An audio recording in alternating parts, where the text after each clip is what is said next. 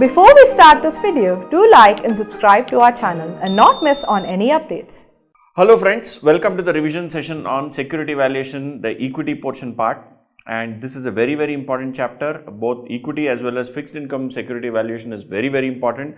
If you look at the past exams, especially in the old syllabus, which is 2017 to 2023, this particular chapter, security valuation, if you see, has got 17 marks, 20 marks, 8, 16, 16, 4, 15, 0, 16, 28, 14. Okay, so this whole set is about 30 odd marks, but if you look on an average, this particular chapter alone is 10-12 marks. So out of 100 marks, 10-12 marks come from this chapter, and in that we have two parts. One is security valuation equity, second one is security valuation mostly fixed income. In this session, we are going to look at security valuation equities. Okay, let's move forward without further delay and let us get right into it. So friends, in this particular chapter, as far as the revision is concerned, we'll look at three aspects. I will explain some formulae, basic formulae, whatever are there in this chapter, that is first aspect. Then I will explain some concepts which are important and necessary. So we will be doing, for some part of concept, some part of formulae both together, one after the other, there will be some kind of a jumbling there, but eventually I will cover all the relevant formulae as well as all the relevant concepts, and then we will be going and solving certain problems. Now these problems already are solved in my compiler, so I will not actually physically solve them, but I will take you through each and every problem and take you through the critical steps in each of those problems. If you are already aware, or if you are not aware, I had released a video a few days ago which gave list of important problems in each chapter. So if you look at this security valuation equities, I have listed out a bunch of questions. Totally about, in my compiler we have given 44 questions, out of which I have said that roughly about 19 are important. Okay, so considering this, we will try and see out of these 19 how many we can solve, how many of them are relevant, and we will get an understanding of the formulae, the concepts, and go through the problems. This should prepare you thoroughly for the entire security valuation equities portion of this particular chapter. So let's get into it right away. So friends, in this particular chapter, the key thing that you are going to learn is all about what is the return that is required, or what are the return concepts that are there which are applicable for valuation of equities. So you have something called as required rate of return, which is also, what is the required rate of return by an investor, what is the required rate of return for you to value a security, that is what you will look at. Now, if you look at this, there are three aspects that you will typically consider when you compute the cost of equity. Cost of equity, and you follow the CAPM model. What is the CAPM model? Cost of equity is equal to, or expected return is equal to, risk-free rate plus beta into market risk premium. Risk-free rate plus beta into market risk premium. Risk-free rate plus beta into market risk premium, where Rx is the return of equity which is expected. Please note, this return of expected return on equity is different from ROE. ROE is backed by your net worth or average net worth, but this expected return on equity is more market linked, whereas that ROE what you are computing is actually a book value metric, which is ROE is equal to backed by average net worth. Okay, this can also be treated as book value per share, or EPS by book value. Okay, this is ROE. What we are talking about is cost of equity, or expected return on equity investment, which is as per the CAPM model. We will learn about CAPM in subsequent chapter. Is equal to, as per CAPM, KE is equal to risk-free rate plus beta into market risk premium. And this market risk premium is return of the market minus risk-free rate. Okay. Now the key question is, risk-free rate is, what is the risk-free rate that you consider? You typically consider whatever is the government bond yield rate, whatever is the government bond yield for long-term period. Then return of the market. Return of the market is, you take an index like Nifty or Sensex and look at its long-term periodic returns, long-term returns when you stay invested for 15 years, 20 years, 30 years. So you get some returns rates which are typically between 12 to 15%. These are the market returns. These represent the market. Then again, of course, RF you have. Now the key thing in this whole thing is beta. What is this beta? beta is a statistical input, or it's an input in this formula, it's a statistical output. What is the statistical output? So, we have return on the market on one side and return of whatever that particular stock, X or S or whatever we call it, on opposite axis. And you basically, for every return on the market at every point of time, what is the return on the stock? That is the linkage between the stock returns and the market returns. And we are looking at probably daily returns or tick-wise returns or monthly returns, weekly returns, whatever it is, right? So, you basically draw a line. You say, what is the relation between these two? So, how this works is, let us say this is a scale of 0, 5, 10, 15 and this is return on the market. This is also 0, 5, 10, 15. So, whenever the market gives you a 5% return, which is from this point, the stock is giving you a 10% return. So, this is one point. When the market gives you 10% return, the stock, let's say, is giving you 15 or 16 or 17, some percentage point. Like that, for different points, you try and map what is the return of the stock versus what is the return of the market. So, you will eventually get a line like this and you will have various points around it. Now, what is this line? What are these points? The points are actual returns. Points are actual returns for what return of the market, what is the return of the stock. Line is the line that fits this particular, all these points such that the differences, squares of differences between all these, points and the line is the least. So, this is called least square regression. It's a statistical concept and we have discussed this also earlier. So, any line has usually the equation y is equal to mx plus c, where c is the intercept and m is the slope. So, in this particular line, the beta is equal to slope of the line. Beta is the slope of the line. So, you regress, you basically plot for this return of the market, what is the return of the stock? For this return of the market, what is the return of the stock? So, return of the market is the independent variable, return of the stock is the dependent variable. So, you basically try and plot all these points, then fit one particular line that explains all these points to the best. That line has an equation called y is equal to mx plus c, where y is return of the stock is equal to beta into return of the market plus c. C is the intercept value. Okay.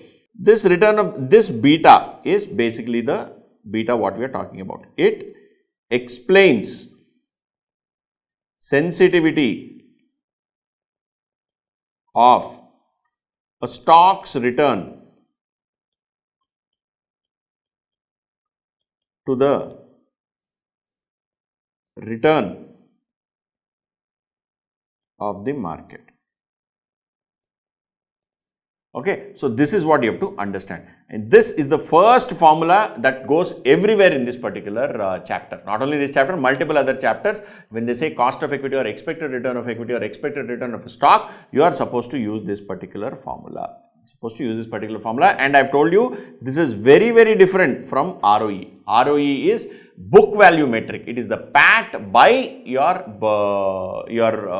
it is packed by your net worth or average net worth, which is equivalent to EPS by book value or average book value. Okay. So, this is first concept. Then coming to something called equity risk premium. What is equity risk premium? It is nothing but a simplification. Return of the stock is equal to risk-free rate plus beta into return of the market minus risk-free rate. Correct? So, you take this to the other side. So, return of the stock minus risk-free rate is equal to beta into return of the market minus risk-free rate. Now, this particular thing is known as market MRP or market risk premium, whereas this particular box is known as ERP, which is equity risk premium. Okay, this is one aspect you have to remember. Then comes to our key thing, which is about how do you value or what are the return, how do you compute the return. So, if you remember, how do you compute the return? You basically compute the return as closing value minus opening value, or I'll use short forms, easier that way. Closing minus opening by opening, correct? This gives you capital appreciation, but you also have any dividend or inflows. So you write closing minus opening plus dividend divided by opening. So you invested this much, you got return, capital appreciation of this much, capital gain, and this one you got as income. So capital gain plus income by the original investment. That is return. So that is what is exactly explained by this formula also. D1 plus P1. Okay. So how can this be better explained? P1 minus P0 divided by P0 plus D1. Correct. So if you further simplify this, P1, this is return. P1 plus D1 by P0 minus P0 by P0, correct, which is KE plus 1 is equal to P1 plus D1 by P0, or you can further simplify this, P0 is equal to P1 plus D1 by 1 plus KE. You can write it either ways, it doesn't matter. Okay, either ways you will get the same thing. So cost of equity is P1 minus P0 plus D1. D1 basically is the dividend that you have received in this particular period divided by the original investment. That can be rewritten as this way. Okay, coming back, right. So we have discussed equity risk premium. We have discussed about this. Then we have discussed about equity risk premium, and then we have also discussed how do you compute a return. Now coming to the key aspect. When one thing that you have to understand is you can value an entire organization, you can value the equity shares of an organization, and all the equity shares of an organization, you can value each individual share of an organization. Please note what I am saying. Total organization, equity capital of the organization, each equity share. You can value any of these. When you are valuing the total organization is funded by both debt and equity. So use cost of capital, weighted average cost of capital or cost of capital. When you are doing value of only the equity capital or the equity share, you use only the cost of equity. See here, this is C, this is C, this is E. When you value the entire company, you use KC. When you value the equity shares or equity capital only, you use KE. Okay. Now please note, most of the times we use nominal cash flows. We don't consider real cash flows. We are always given nominal cash flows. So when we are given nominal cash flows, we use nominal discount rate. If the cash flows are adjusted, that is, let's say assuming that inflation is positive, then nominal cash flows are higher than real cash flows. We already discussed about this. At that particular point of time, you will also adjust your discount rate for inflation. So what I am saying is 1 plus N1 by 1 plus inflation is equal to 1 plus R. So this is nominal rate, this is inflation, this is real rate. So you will figure out if you are given all the cash flows in a different form. We have discussed this in the advanced capital budgeting chapter also. So you use the nominal rate discounted by the inflation to arrive at real rate, or you multiply the real rate into inflation and get the nominal rate. And you use the cash flow and you use the rate, that is, if the cash flows are nominal, you use the nominal discount rate. If the cash flows are real, you use the real discount rate. Next, how do you value equity shares? There are three fundamental methods. Dividend based model, earnings based model, and cash flow based model. Dividend, earnings, and cash. So when you have dividend and earnings, and this is what I first explained to you, how do you find out a return, right? When you have dividend based model, you are using dividend as the cash flow that comes into the hands of the shareholder, and you are valuing all the cash flows that are accruing to the shareholder, and you are discounting them, present valuing them, and arriving at a value per share. If you are doing it for all dividends paid out, you are valuing the entire equity portion. If you are valuing purely per share, you are taking all the dividend inflows. Now, when you have valuation that is based on multiple period, zero growth. What is zero growth? This year my dividend is 10, next year also dividend is 10, then year after dividend is 10, after that 10. So 10 is continuously the dividends that you are getting. Let's say your cost of capital, cost of equity in this case, cost of equity is, let's say, is 5%. What you do is you do 10 by 0.05, which comes to some 200 rupees. This is how you value an equity share when there is a zero growth. However, when there is a constant growth, you use the Gordon growth model. What is this Gordon growth model? Use the Gordon discount model. But here, please note, here it is about constant equity growth. What is constant equity growth? There is a single growth called G. So in that you use use the value of the equity using a single growth rate. It's an assumption. It's a very simplified assumption. So what you are basically saying is, first year, so I'll plot year dividend. First year dividend is 10. Next year it is 10 into 1.1. Next year it is 10 into 1.1 into 1.1. Next year 10 into 1.1 whole cube. Okay, then 10 into 1.1 power 4, 10 into 1.1 power 5, like that. Every year it is growing by 10%. Every year it is growing by 10%. So when you have a growth like this, please remember you would have studied something called GP, geometric progression, and this is till infinity. We assume that any entity, any company, any business is unless specified is a going concern forever. So what happens if it's a going concern forever? You will continue to value all the cash flows till infinity. If you remember, there is a formula which is value sum of GP till infinity is equal to A by 1 minus R. I have explained how this A by 1 minus R will come, and we will get a formula which is P0 is equal to D1 by KE minus G. So these two are linked, directly linked, and I have explained this very well in the class. So if you want to go through, please go through the class. But here, this is how this is arrived at. So you are arriving at the price as on today by discounting all the dividends till infinity, assuming they all grow at a single rate. Now, is it practically possible? It may not be practically possible, but then we are trying to arrive at a method which will, first, in most of SFM, right, in most of SFM, AFM, in most of this particular subject, we take first simplified assumptions and slowly relax the assumptions, and you will see it here also. First, we are considering a simplistic assumption that dividend will grow at the same rate forever.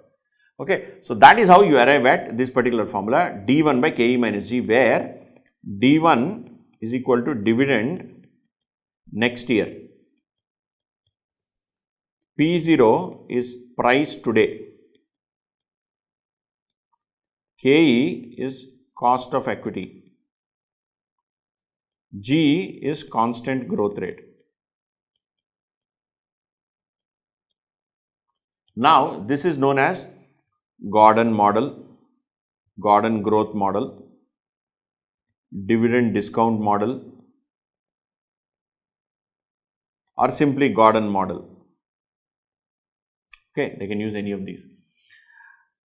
When they use this, typically you take dividends, but in certain cases you also take EPS. We will come to that. But here, more important part, what I want you to understand is, we can further split this particular formula. How can this formula be split? D1, which is dividend of next year, is D0 into 1 plus G, that is previous year dividend or just declared dividend plus the growth rate. Why growth rate? Because it is constant forever. So the dividend, the growth rate of all the dividends is same, which is why you can call D1 as D0 into 1 plus G. Now G is constant growth rate. This is dividend is equal to EPS into your payout. Correct? EPS into payout. EPS into payout. What is EPS? EPS is whatever you are earning. Payout is how much you are paying as dividend. So dividend is EPS into payout. So you can further simplify it as D0 is equal to EPS into payout ratio. And let us assume that this payout ratio is constant. Let us assume for a moment that every year I am earning specific EPS. Out of that I am paying some percentage as dividend. Okay, EPS 0 into payout ratio.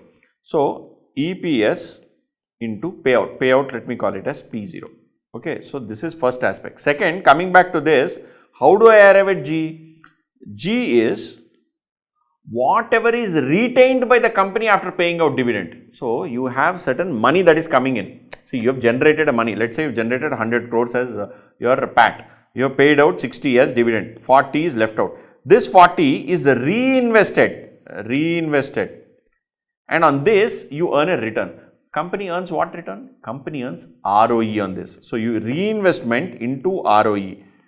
That is why I was so specific. Don't confuse between cost of equity and return on equity. Okay. So, whatever you earn, whatever is retained within the company, on that you earn additional return. That is the growth that the company gets by retaining some amount of earnings that it has earned without distributing it as dividend. So, growth is your B. B is 1 minus P. What is P? P is payout ratio. P is payout ratio. B is retention ratio.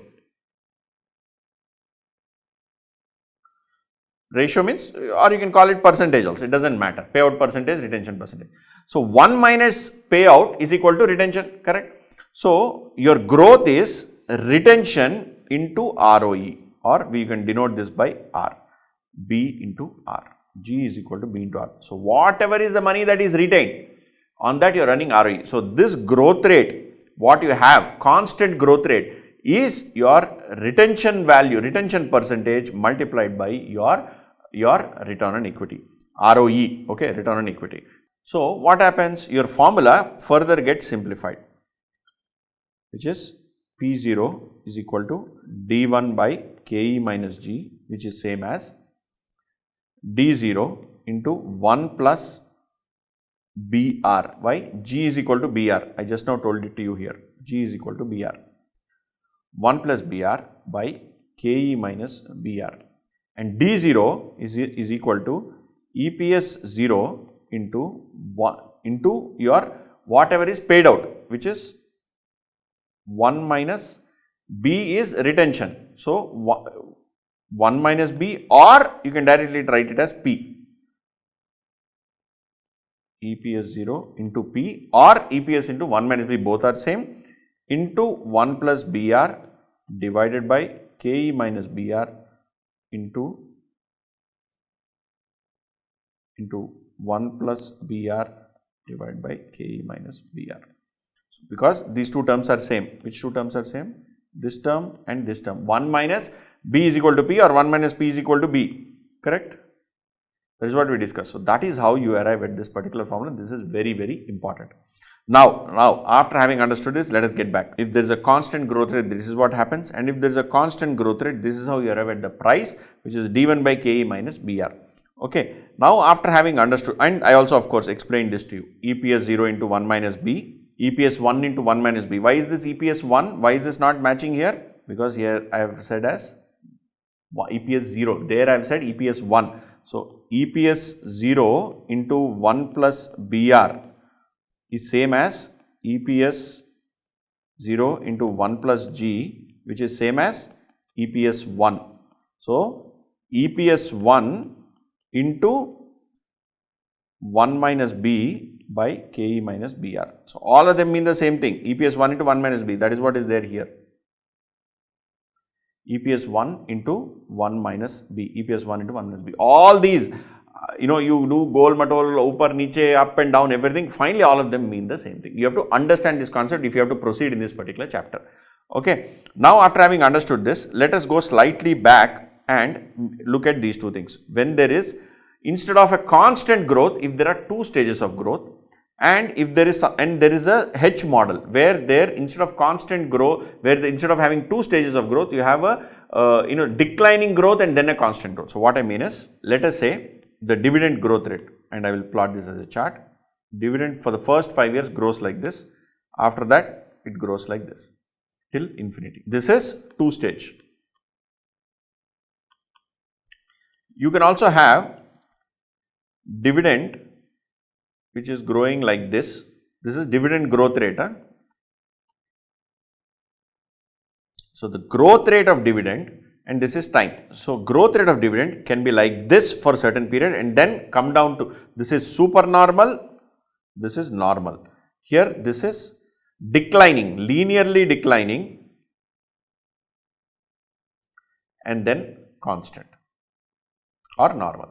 Okay, you can have these two varieties. How do you value a share whose dividends are expected to be either like this or like this? See, this is two stage. This is two stage. Can you have 3 stage, 4 stage, 5 stage? Of course, you can have, dividends which can be like this. It doesn't, you can have as many stages as you want, but then it's only complicating the process, right? Or you can have something like this. So, you can have 2 stage or multi-stage. Whichever stage it is, the method is very, very similar. Method is very, very similar. So, what you do in a 2-stage model, I will first explain 2-stage, it is very similar for multi-stage. In this, what you do is, this particular P0 is sum of 2 parts. This is part 1, this is part 2. This is part 2. In part 2 also, you have again subpart of 2. This is 2A. So, what basically do in this is 2-stage model. In a 2-stage model, you have a supernormal growth rate for some time and then a normal growth rate, right? So, this P0 is summation of all these cash flows and all these cash flows, correct? This is time, 0, 1, 2, 3, 4, 5, like this, different points of time. P0 is summation of all of this. What you do is, you take this part separately and this part separately. What is this first part? First part is you have, and again please note, here also G1 is constant, here G2 is constant. You have 2 growth rates, but the growth rate of dividend is constant. First year is D0 into 1 plus G1 whole by 1 plus KE, correct? This is same as D1 by 1 plus KE. You are basically discounting first year's dividend by the discount rate or arriving at the present value of first year's dividend. So, cost of equity is first year's discount, 1 plus KE is first year's present value factor. So, D1 is D0 into 1 plus G1. So, you do you compute the value for first finite period where the growth rate is supernormal. What you do is 1 plus G1 by 1 plus KE, then D0 into 1 plus G1 whole square by 1 plus KE whole square. Like that you have for a certain period, which is Dn into 1 plus G1 power n by 1 plus KE power n. So, this gives you the value of this stream of cash flows, the first part. Then you come to valuing this stream of cash flows, the second part. How do you value the second part? The second part is, see, please note, all these have already been taken to present value as on day 0. So, they have been brought to D0 because you are dividing it by the present value factor applicable for 1 year, 2 year, 3 year, 4 years, so on and so forth. What you do at this particular point of time, the point where from supernormal it comes down to normal, you compute Pn. This is D, this is D, this is P, don't get confused. You compute in the last year what is the price and discount it by 1 plus KE power n. So, this is same KE power n. So, you compute the price as on this date and then discount it to day 0. What is the price as on that date? Pn is equal to D1 into 1 plus G1 power n, which is basically this value, or D0, this is D0, my bad, D0 into 1 plus G1 power n, that is the dividend in what year? In the last supernormal year, which is this particular year, that is going to grow at G2. So, in next year after the supernormal, the first normal year for n plus 1 year, taking it to 1 plus G2. So, this is the dividend of the next year that you are dividing, that you are doing a present value.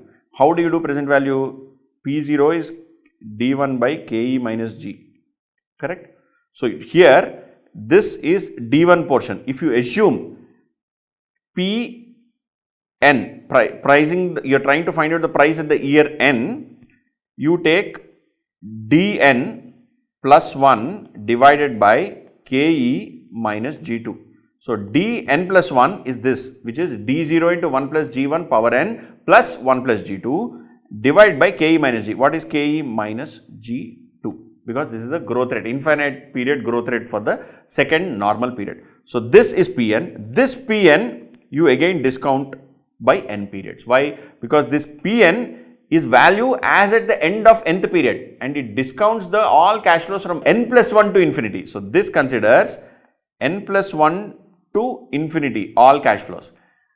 You have to bring this from, and this is when it considers all cash flows from n plus 1 to infinity, the price arrived at is Pn. This is price as at the end of nth period. So, Pn again discounted to 1 plus Ke power n. So, you are bringing back from nth period to 0th period. So, this is the particular formula that you use, which is P0, which is first you do the explicit period or the period which is finite supernormal growth, typically it is supernormal growth, and then only the growth rate comes down.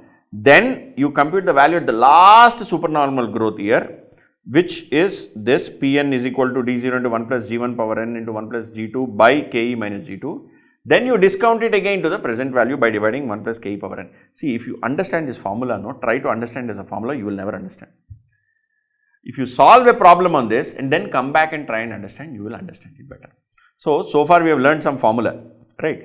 Now, after having understood this formula, those are all very simple formula, but whereas this formula appears complex. This formula unnecessarily appears complex because you are trying to learn it in terms of G, D, P, G1, G2 and all that. So, forget all of that.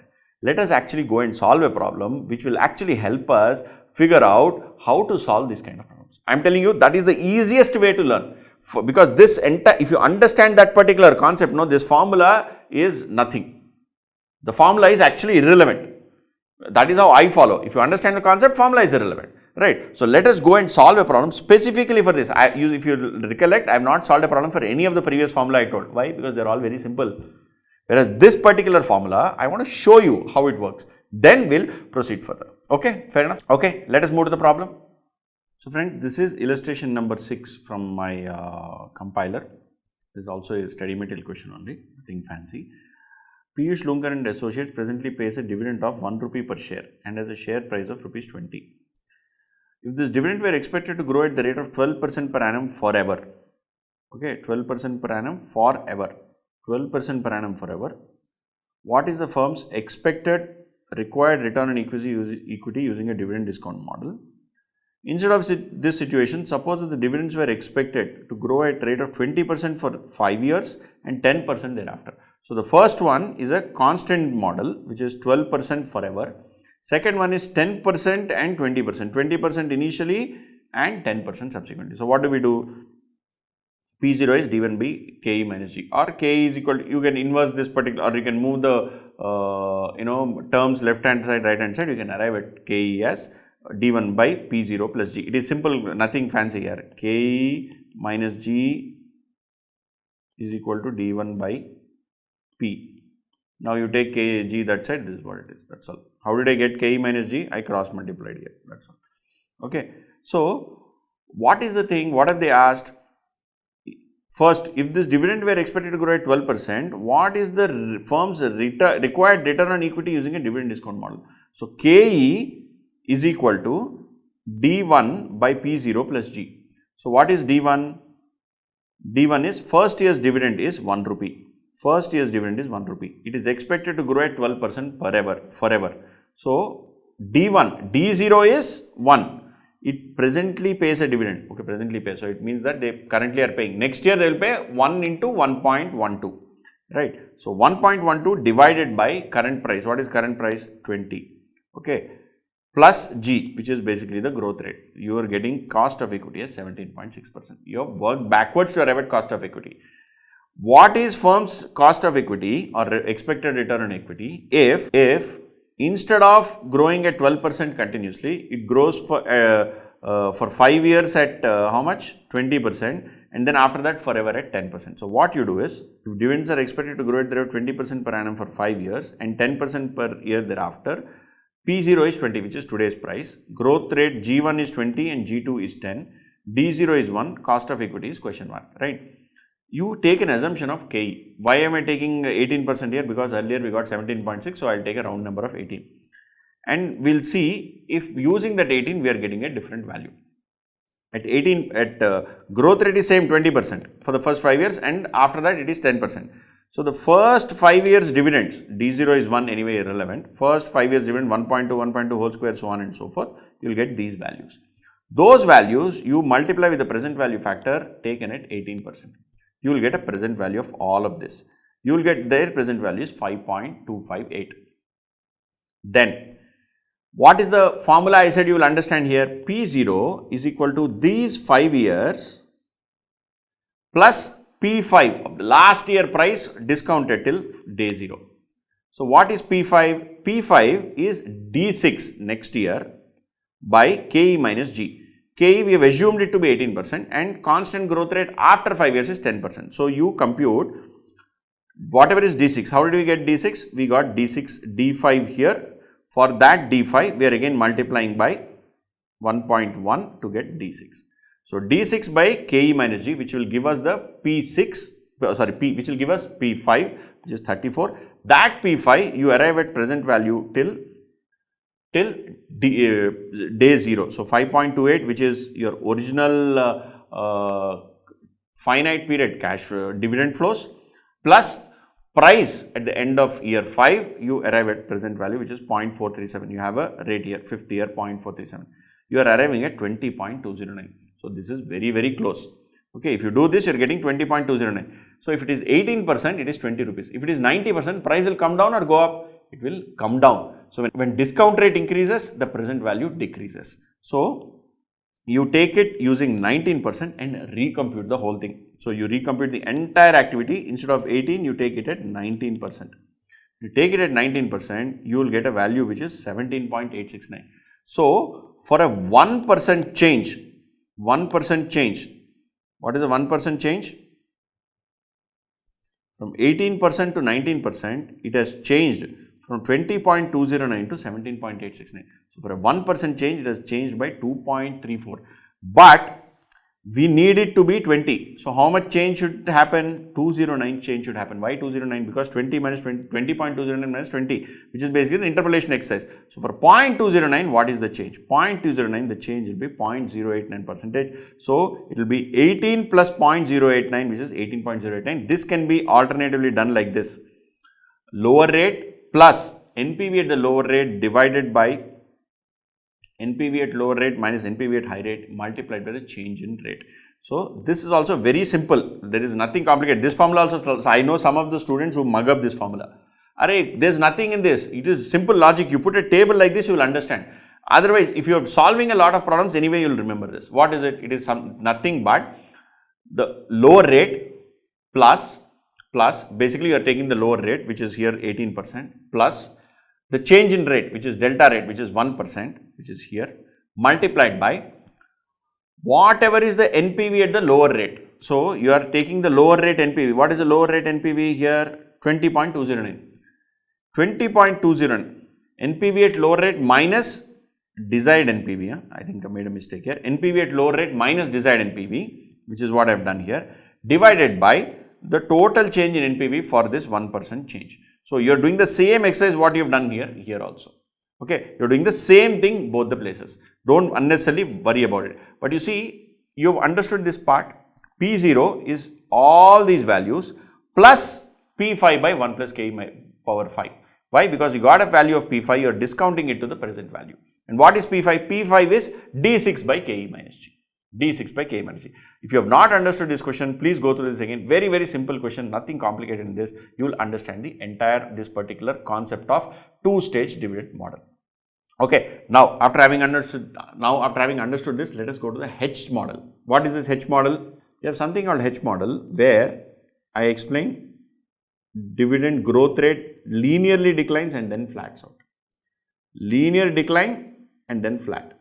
So, you take D0, which is first stage dividend, then you have something called as T by 2. I will explain what is T by 2. Multiplied by GS minus GL. GS is supernormal, L is lower, by KE minus GL plus D0 into 1 plus GL by KE minus GL. Now, I will not get into derivation of this particular formula, how is it arrived, what is the logics and all that. This formula you have to just remember, boss. There is nothing I can do, because especially in a revision session, there is no point trying to do this. Now, what you do is,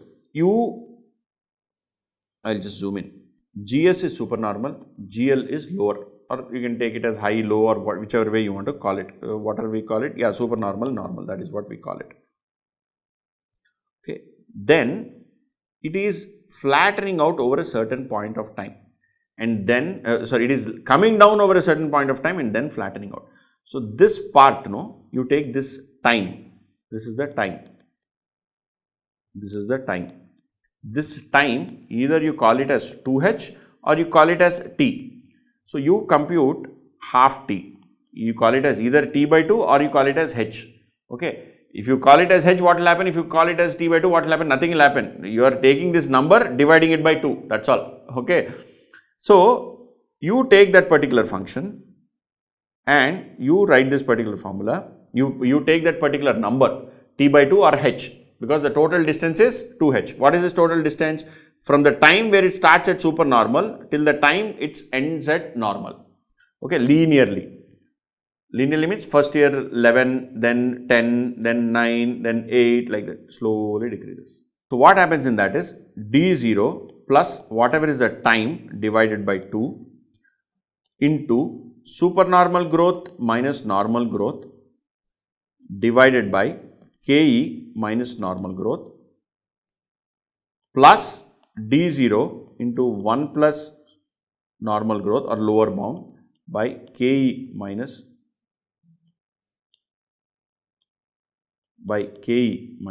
lower growth. So it is a problem in which it is a formula in which you may tend to get confused. Just you have to somehow remember this formula. If you solve a couple of problems, you will understand this formula. We have not seen the questions being asked on this. Typically, even if a question is asked, they will ask for 2 years, 3 years, and in which case you can actually solve the 2 years, 3 years by finding out the actual dividend value rather than getting into this H model. Okay, if at all, because for H model it has to be perfectly linear. If they say first year dividend growth rate is 9%, next year 7.5%, next year 8%, then this is anyway not linear, no? Or they say 9, 8, 7, 6, this is not linear in a percentage form, because we are talking about growth rate here. We are talking about growth rate, we are not talking about absolute growth. When you are talking about growth rate, the growth rate has to come down linearly. The growth rate cannot come down absolutely. What do I mean? 9% coming down to 8%. What is the reduction? 1%. 1% on 9%. That is the percentage reduction. So it cannot be 1% is common from 9 to 8, 8 to 7, 7 to 6. It is not linear. This 1 by 9, whatever that ratio is, it comes to, I think 1 by 9 comes to some 11.1, 10.11% something. Every year consistently it has to reduce by 11%. That is what it is. So typically I have not seen problems come on this. Probably sometime long ago they asked once, but I don't see any major issue. But please, it pays to remember this, because unfortunately if our luck is bad, something wrong is written on the forehead and they ask this question, you should not fumble for the formula. Even if you don't know the formula, easiest way is actually compute the dividend for 3 or 4 years, because they will give supernormal period for 3-4 years only, and then compute the value. You will still get marks. Ideally, you will still get marks. If the examiner is, someone who has, who's logical and thoughtful, they will give you marks. Okay. So this is the H model. I'm not going to solve any problem on this. Now coming to earnings based model. So far we have discussed about dividend based models. What are earnings based models? Earnings based model again are same thing. Instead of taking dividend, you are taking EPS. Instead of taking dividend, you are taking EPS. And here, if you see, instead of discounting for dividend, you are discounting for EPS, because all the EPS apparently accrues to the shareholder. So the assumptions are: firm is all equity, has no debt, growth rate is constant, cost is always greater than growth rate, and all investments are to be financed through earnings only. So in this kind of situation, you can actually compute, instead of taking dividends, you can actually take EPS and discount all the future EPS. Again, same, I have discussed everything, all of this, so no need to worry. But there is one model which is called Walters model, which is slightly different.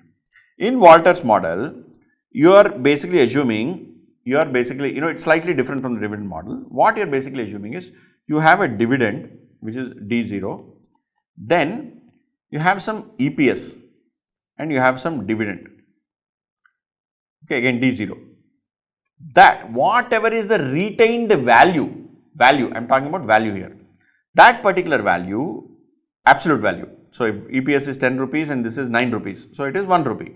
If this is 8 rupees, then this is 2 rupees. I am not talking about percentage or anything like that. I am not talking about retention ratio, payout ratio, anything like that. I am talking about absolute value that is retained. So, this 2 rupees you multiply by ROE and divided by cost of capital. Why are you doing this?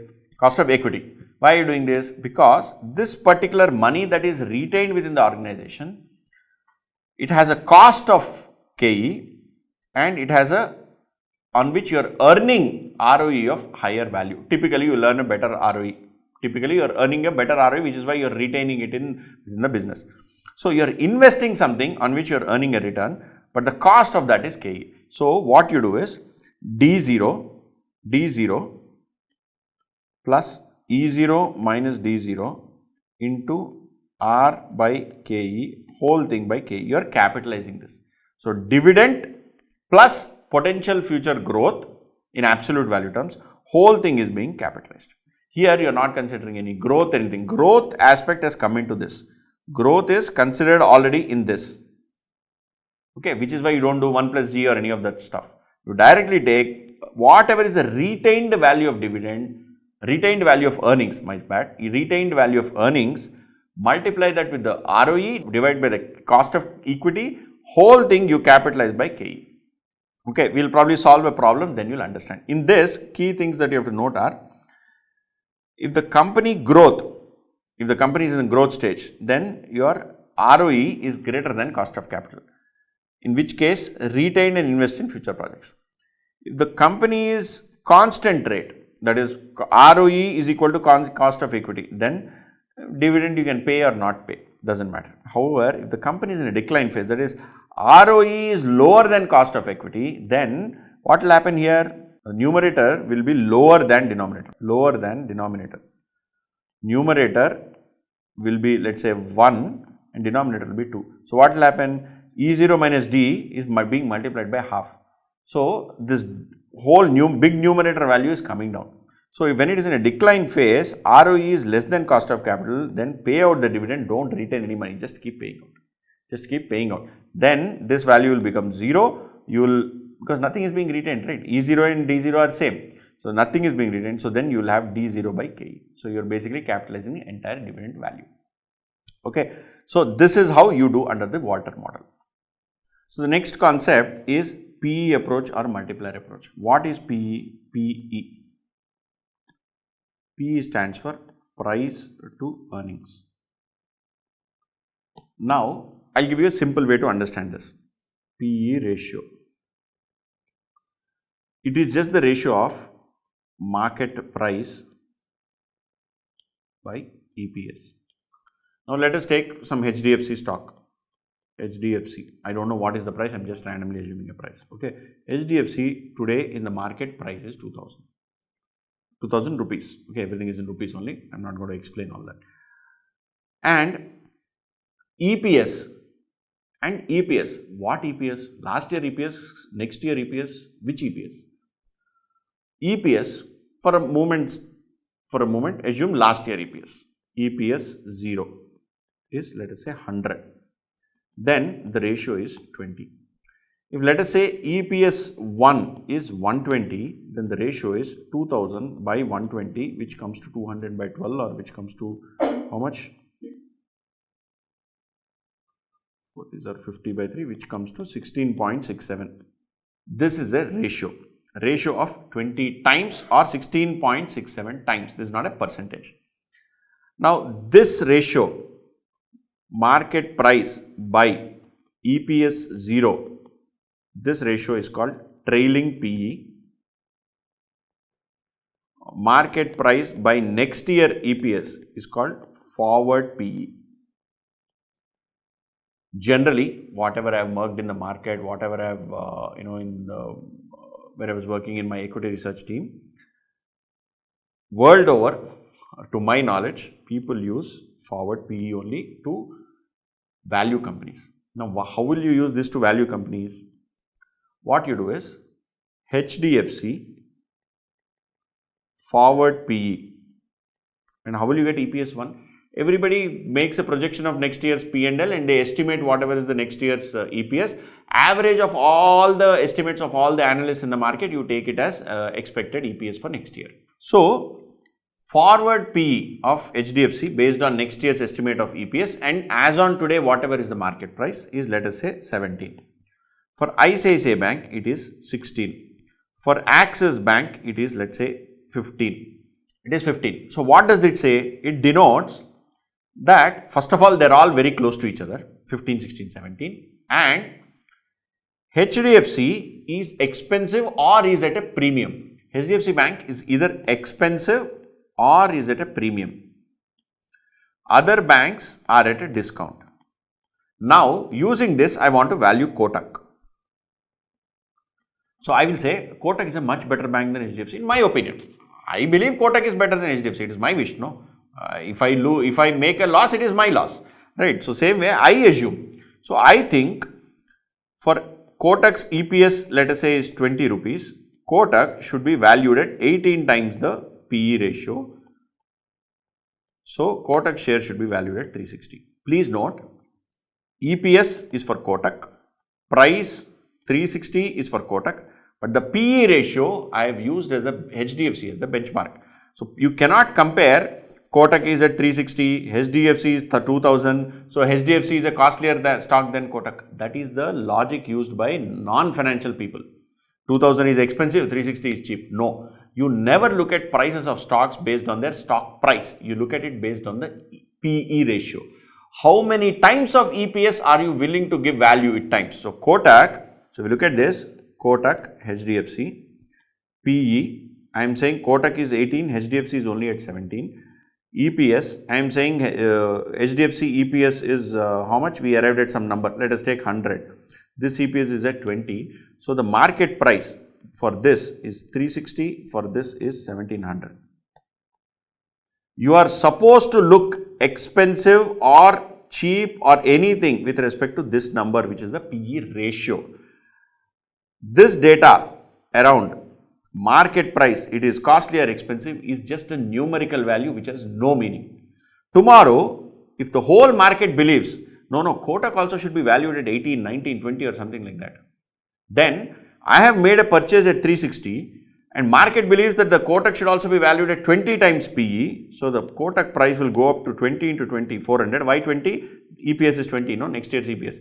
20 into 20 is 400. So, I have purchased it at 360, assuming assuming that the 18 PE is right, but the market is saying it is even better than that. So, the market price has gone up to 400, whereas I have purchased at 360, so I am at a profit. This is how you use PE ratio to value shares. And typically, you use forward PE. In our material, in the questions as in the exam, most often than not, they have used trailing PE. That is, unfortunate, but ideally, you should use forward PE only. In examination, in most of the cases, even in the study material, in past exams, RTP, SEM’25, everywhere they have used trailing PE only. While it is at variance from the market, I would strongly suggest that if you want to score marks, follow the institute's method. Okay, I feel very bad, offended saying this, but it is what it is. If you have to score marks, you have to follow what the institute wants, right? So, okay, so this is the next part. Now, coming back, we have discussed Walter's model, then I have explained to you PE approach. Then we have something called as FCFF, FCFE and enterprise value. This is a very interesting concept. This comes under cash flow based models. Where does this come? So, if you come back and look at it, you said there are three ways to value companies. One is dividends, one is earnings, other one is cash flows. In dividends, we discussed about multi-period, which is constant growth, variable growth, 2-stage, 3-stage and so on, which is basically Gordon or H model. Then we came to earnings based model, which is basically the Gordon model for EPS, or you have the Walters model, or you also have the price to earnings approach. Why is this an earnings based model? Because you are multiplying the EPS with a number and arriving at a price. This is very simple, right? So, this is value is equal to EPS into PE ratio. Then you have something called as cash flow models. Cash flow models are based on the cash flow that is generated by the company on an overall basis or per share also you can do, right? So, in cash flow model, you have two types, FCFE and FCFF. FCFE is free cash flow to the firm, FCFE is free cash flow to the equity. Both of them are linked. Most often than not, it is easier to use one of them and work and arrive at the other. Okay, arrive at FCFF and arrive using FCFF, arrive at FCFE, that is usually easier. Or if you have given data in such a way that FCFE is easier, you use FCFE and then arrive at FCFF. Don't do a fresh working for both of them. I will tell you why. What is basically FCFF? If you have looked at that cash flow after tax, what you have discussed about in your CA intermediate as well as in advanced capital budgeting decisions chapter, CFAT, it is very, very similar. What is this? I am talking about FCFF. Firm. So, everything that is applicable to the firm, not just to the equity shareholders, but to the overall company, right? You take net income after preference dividend. When I say overall company, I am assuming there is equity shares, there is preference shares and there is debt. Okay. You take the final PAT, which is EAESH, if you remember, EAESH, earnings attributable to equity shareholders. You take that number. You add back the interest after adjusting for tax. Why? Because interest is getting tax benefit, and you subtract the investment income. Why are you subtracting the investment income? Your PAT also has some investment income from non-operating aspects. So you are basically taking only operating cash flows. FCFF is basically operating cash flows. So you are subtracting operating cash flows. Same way you are adding back the interest expenditure. Why are you adding back? Because your EAESH is after deducting interest, whereas you are trying to compute a cash flow that is attributable to everybody in the company, right? So, you are adding back the interest, subtracting the non-operating income, adding back preference dividend, adding back depreciation and amortization, adding or subtracting basically the capital expenditure, subtracting increase in working capital or adding decrease in working capital. You arrive at something called as FCFF. Same thing can be done on EBIT also. How do you do on EBIT?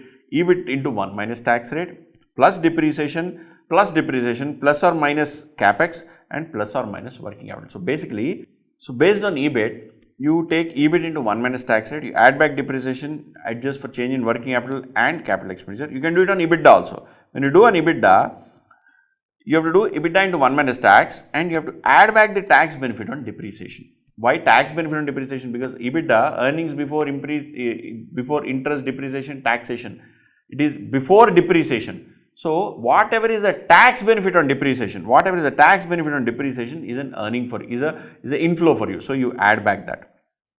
Then do adjust for capital expenditure or working capital. And based on FCFE, you can work backwards from FCFE. You take free cash flow to equity, add back interest. You add back the interest, whatever is that is particular there, into 1 minus tax rate. Then you add back the debt or preference shares that are repaid or redeemed minus new debt plus preference dividend. See, if you note here, what we have done is, we are trying to take out the P&L. From the P&L, we are trying to work backwards or move up to a value or to a number that is post-tax. That is definitely post-tax. But before making any payment to your debt holders or preference shareholders, but after considering into account any tax benefit on interest, before payment to debt and preference shareholders, but after considering tax benefit of interest, and adjusting it for any cash outflows because of capex, adjusting it for any cash outflows for working capital increase or cash inflows for working capital decrease. So basically, we are trying to arrive at a cash flow number, free cash flow that is available for all for distribution, that is used for distributing to everybody. So we are trying to arrive at that particular number. Now, what is the use of this? We have so far been discussing about dividend discount model, EPS discount model. Those two give you the value of a share. What does FCF do? FCFF, free cash flow to the firm. What does it do? It gives you the total cash flows attributable to a firm. So if you apply the Gordon discount or Gordon model, which is D1 by KE minus G, instead of taking D1, you take FCFF1. What will happen? You will get the present value of all future cash flows at an organization level from operating aspects. From operations, what are the cash flows at an absolute value? So if your profit is 100 crores, 200 crores, 300, we are looking at value in terms of numbers. Whereas when you look at EPS or DPS, we are value looking at in terms of rupees per share. Right. So here you take absolute cash flow value. You can discount them for future. You can use methods. You can use methods like, 1 stage, 2 stage, 3 stage, whatever is available, depending on the information that is available, you can use those methods and arrive at the entire value of the business. What is that value of the business called? It is value of business. What is it called? There is a technical term. That particular term is called as enterprise value. Enterprise value. You are valuing the entire business, and I am saying business. Please note, investments, non-operating income and similar such aspects are ignored. They are ignored. Are they ignored in value of equity share? We will come back. But from valuing a business, they are ignored. So, once you get, and see, this is the formula. This is the formula. And please note, enterprise value is sum of market cap, which is the equity value, plus market value of preferred shares, plus market value of debt, plus minority interest if there is any. You may have minority interest, that also has to be added, and subtract the cash and investments. So, what did I say? Entire value of the company excluding the value of your investments or surplus cash, because you are valuing purely the operations. So, market cap, for a moment assume this is not there, equity is not there, preference equity is not there, minority interest is not there. Market cap plus debt minus investments is equal to EV, or market cap is equal to EV minus debt plus investments. So, what are you doing? The market cap, what is market cap? Market cap is share count into share price. Market price of the share into total number of equity shares is market cap. So, the market, how will it value your shares? It will say whatever is the total value of the business, from that remove the value of the debt, which is what we have done here. Total value of the business, subtract the value of debt from that. However, the company has some surplus cash investments left with it. Those all belong to the equity shareholders. So, after removing the value of the debt, add the surplus cash and other non-core investments value to the this particular number EV. Whatever is the value, that is market cap.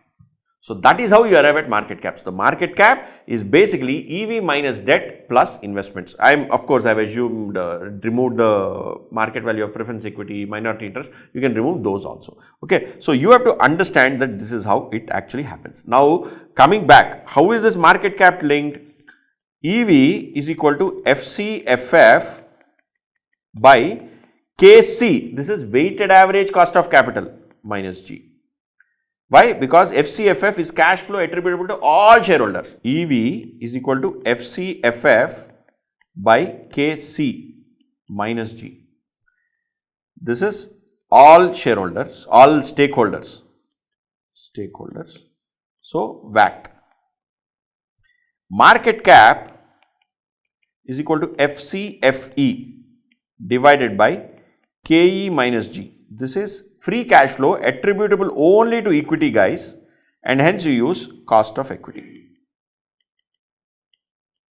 Understood? This is the growth rate of FCFE. This is the growth rate of FCFF. Don't get confused between both. This is a different G, this is a different G. They will specify what G they are referring to in the question, in the exam. Right? So, how do you arrive at FCFE then? FCFE can be arrived from FCFF. See, I have told you how can you arrive at FCFF from net income, EBIT, EBITDA, FCFE. How do you work backwards, or how do you arrive at a FCFE from FCFF?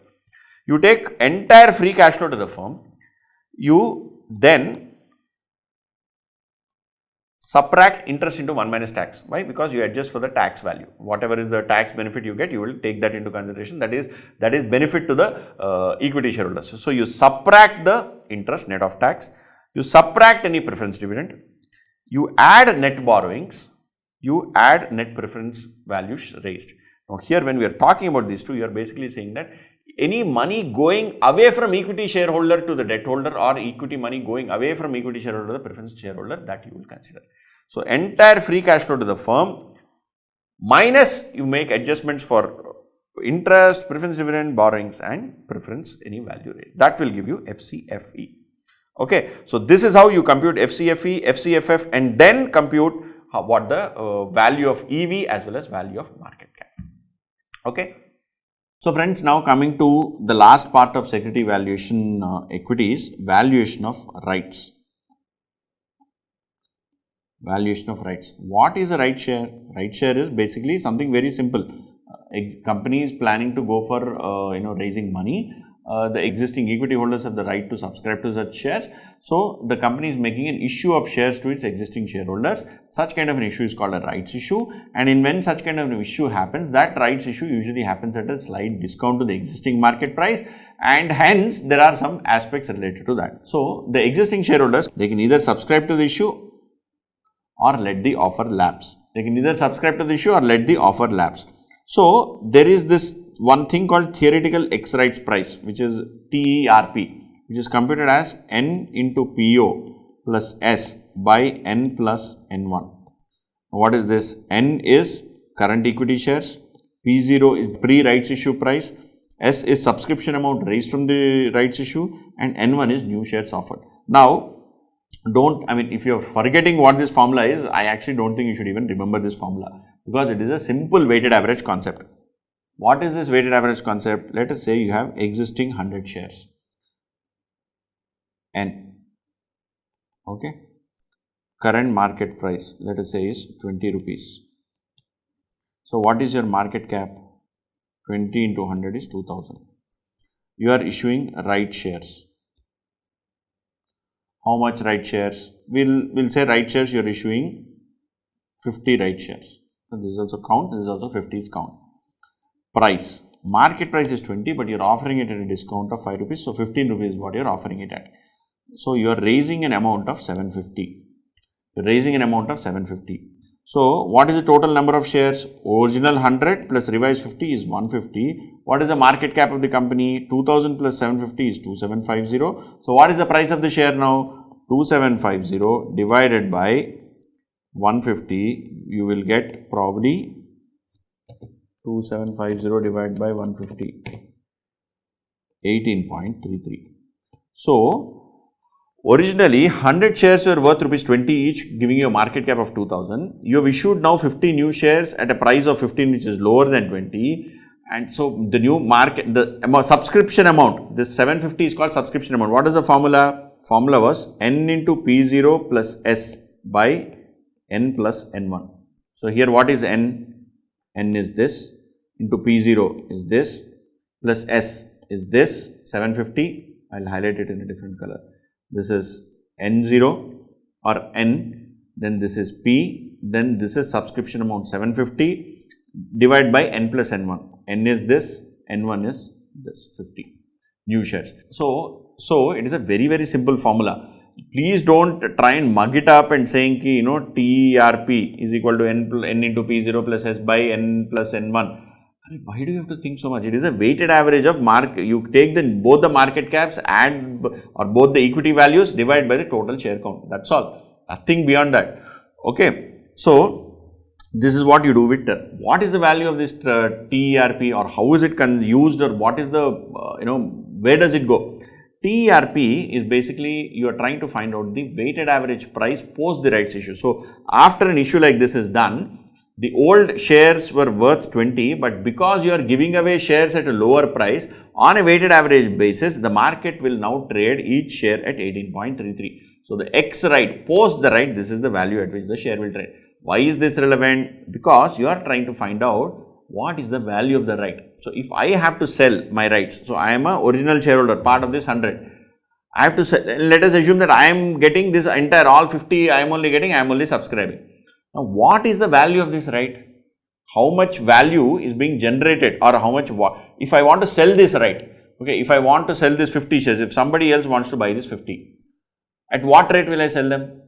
So, if I am the holder of these 100 shares, I am going to get all the 50 shares, correct?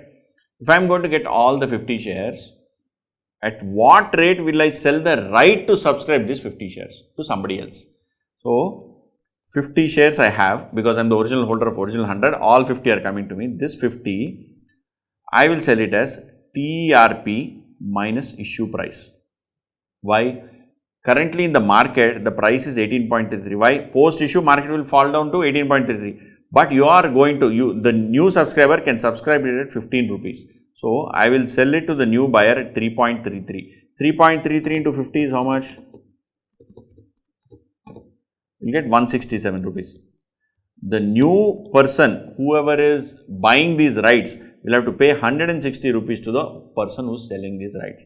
How did we arrive at it? We arrived at it as 18.33, which is the post-right, theoretical X rights price, post-rights issue price, minus the issue price, which is 15 rupees. So, the gain on those two, whatever is the gain on those two, that belongs to me as the original shareholder. Now this 167 is for how many shares? It is for 50 shares, it is 3.33, correct.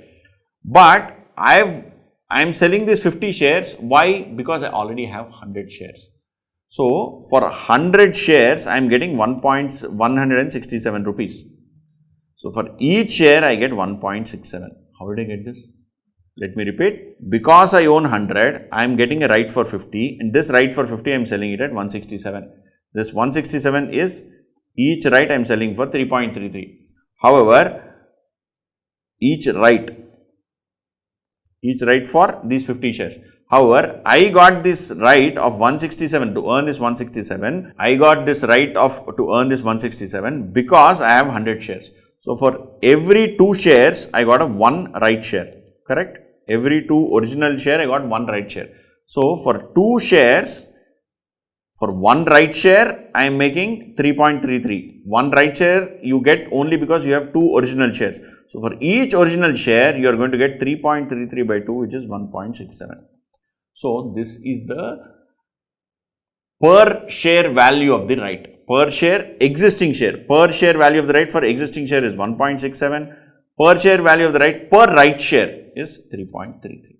Okay, this is the concept that you understand. Once we solve a problem, you will understand it very well. Okay, this is first part. Then, how do you value preference shares? Preference shares value is very, very simple. It is D1 by 1 plus R plus D2 plus 1 plus R whole square, so on and so forth, till when the preference share is redeemed. Now, in India, we don't have irredeemable preference shares. Preference shares have to be necessarily redeemed. Okay, so you will have some maturity value and some maturity date. So, you take the cost of those preference shares, take all the dividends, do a simple present value of all the dividends by multiplying with the relevant present value factor at the cost of those preference shares. That's all. It is nothing fancy. You will be given a bunch of cash flows, you have to arrive at it. However, if at all there is an irredeemable preference share, all you do is simple D by cost.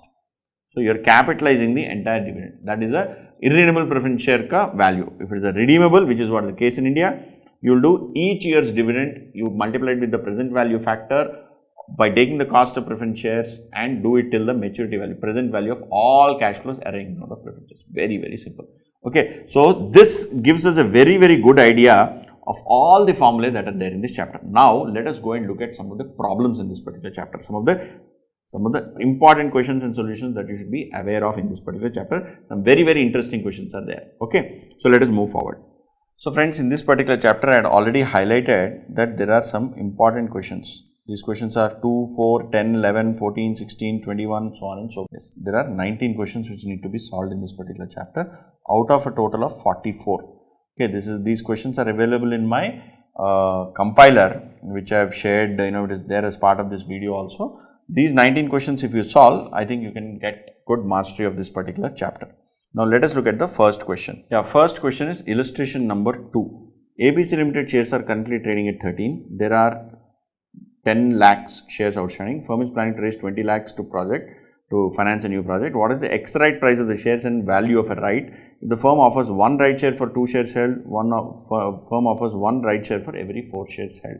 How does the shareholders' wealth change from 1 to 2, and how does the right issue increase the shareholders' wealth? You see, initially company is ABC, current market price is 13, that is what they have given, correct? Existing share count is 10 lakhs. New project is how much? New project is 20 lakhs, correct? So, 20 lakhs. Right, 1 right share for 2 shares held. So, existing they have 10 lakh shares. So, 1 for 2 meaning 5 lakh shares are issued, okay? And 5 lakh shares are issued for raising how much? 20 lakhs. So, each share is issued at a price of 4 rupees, correct? 20 lakhs by 5 lakh, get 4 rupees. Now, X right price is very simple. Existing market cap plus the amount raised divided by the total number of shares. So, 10 lakhs into 13 plus 20 lakhs, which is 150 lakhs divided by 10 lakhs, which is the old share count, plus 5 lakhs new shares issued, 15 lakhs, 150 by 15 is 10 rupees per share. Same way you compute, no, from this itself we can compute, this is the TERP. This is theoretical X rights price. Okay, from theoretical X right price, what you do is, each share is issued at 4 rupees, right? What is the value of the right? The value of the right is 6 rupees. Then issue price. At what rate are you issuing the new shares? We have already arrived at it as 4. What is the per value of the right? Value of the right is your 10 minus 4. So, I have a share which post the share issue, the market value of the share is 10 rupees, but the same share I can buy it at 4 rupees by rights issue. So, per share value of the right is rupees 6 per share. That is correct. Value of the right on per share basis, per existing share. How many shares? What is the logic here? One right share for every 2 shares. So, for 2 shares that I hold, this is the gain that I am going to make, which is what? 10 minus 4, which is 6. For each share, how much will I make? 10 minus 4 divided by 2, because 2 is the number of shares that you are required to hold to get this value of 6. So, 10 minus 4 by 2, which is equal to basically 3. Same logic when you get one right share for every 4 shares held. Now, what is the right shares issued? See, for every 4 you get 1. So, when you have 10 lakhs, for every 4 you get 1. So, for 10 lakhs you get 2.5 lakh shares. 2.5 lakh shares are issued to raise a money of 20 lakhs. So, each share you will sell it at a price of 8 rupees. Now, what is TERP? TERP is weighted average. Weighted average of what? Original market cap plus money raised by total share count. So, the post issue price will fall down to 12 from existing price of 13, right? So, 13. Now, what is the gain? What is the gain that you make, for a person who's buying this particular right? What is the gain that they are making? Now, the person who's selling this particular right, how much gain will that person make? They are getting market prices 12. They are going to get a share that is worth 12, but there can be allotted a share at 8 rupees. So, they are basically making a gain of 4 rupees. 4 rupees is for one right share, but they have to hold 4 normal shares to get one right share. So, 4 by 4 is equal to 1. So, basically 1 rupee is the gain that they make per every single share that they originally held. So, it's a fairly simple one. Now, what is the next point that they have asked?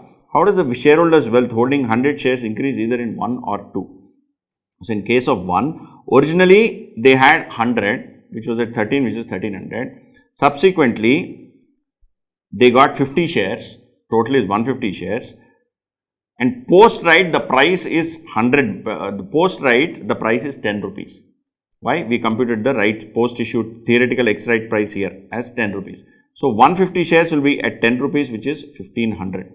However, in order to get this 1500, they also have to buy the shares. How many shares do they have to buy? They are getting in the ratio of 1 for every 2 held, right? So, you hold 100, so you will get 50 shares and you will subscribe it at 4 rupees. So, you will basically make 200 rupees is the subscription value. 1500 is the total share count, total value of shares that you hold minus 200 rupees, you will get basically 1300 as the value of the share count totally that you hold, old versus new, there is no particular change. Same way, even in the second scenario, you hold 100, you get 25 new right shares, total share count is 125 and post right price is 12. So, you basically value of the wealth is 1500. However, to get this extra 25, you have to pay 8 rupees such that, you spend 200 rupees, subtracting both, you get same 1300.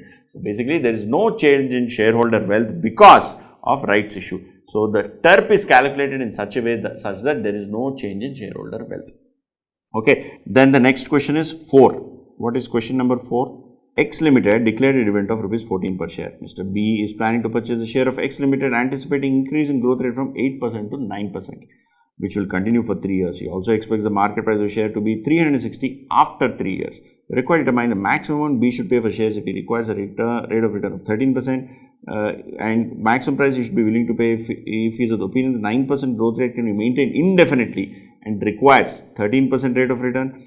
The price of share at the end of 3 years if 9% growth rate is achieved, assuming other conditions remain as Same as above, calculate up in rupee amounts up to 2 decimal points. They have given fair value factors. So, first part, maximum amount he should pay if he requires a rate of return of 13%. So, expected dividend for next 3 years. So, just declared, meaning previous dividend, this is D0, right. So, D1 is 14 into 1.09. Why? Anticipating increase in growth rate from 8% to 19. So, previous year it was 8, next year onwards it is 9. So, 14 into 1.09, 09 whole square, 09 whole cube. Required rate of return is 30%. Market price after 3 years is 360. So, this 360 you discount it to the present value, also discount all the 3 discounts to the present value. So, 15.26 first year's dividend, you discounted at 13%. So, present value factors are given into 0.885, 0.783, 0.693. So, you multiply 15.26 into 885, 16.6 into 783 and 18.13 into 0.693 plus the last year's price also you discount to present value. If you do all of this, you would compute the present values, you get today's price is 288.56. Same way, if growth rate is achieved for indefinite period, then what is the maximum price of the share? So, P0 is given by KE minus G. So, forever it is that only. So, 15.26 which is first year's dividend divided by 13 minus 9 which makes it 0.04. So, you get 381.50. Now, next part, last question. Assuming the conditions mentioned above remain the same, price expected after 3 years.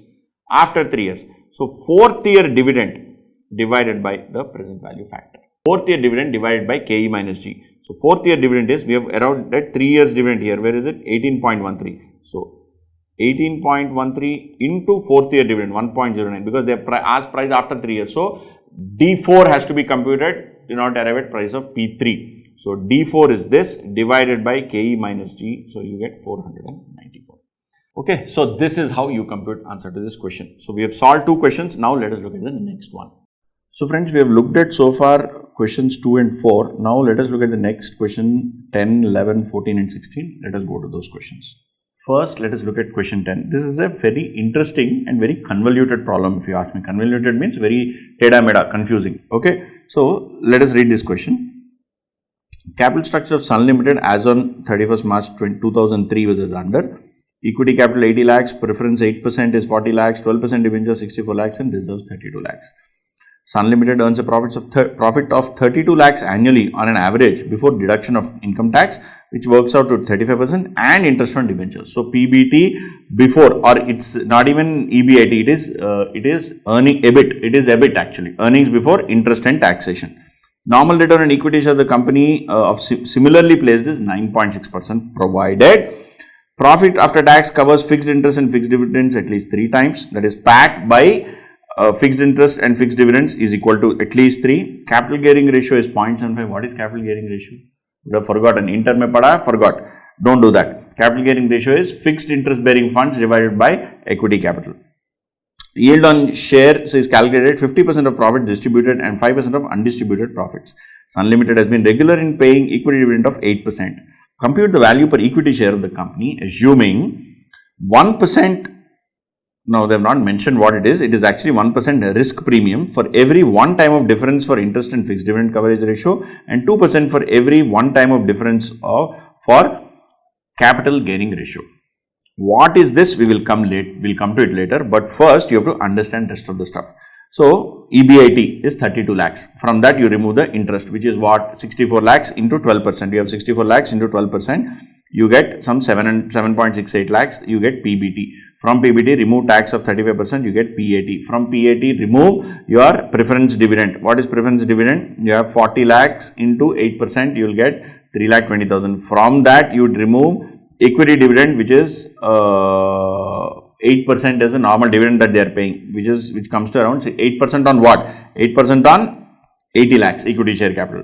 So, you get 6,40,000. So, balance amount is retained earnings. Why are we required to compute this retained earnings? This retained earnings has to be computed because they specifically said here, yield is calculated on 50% of profit distributed and 5% of undistributed profit. So, you have to necessarily compute.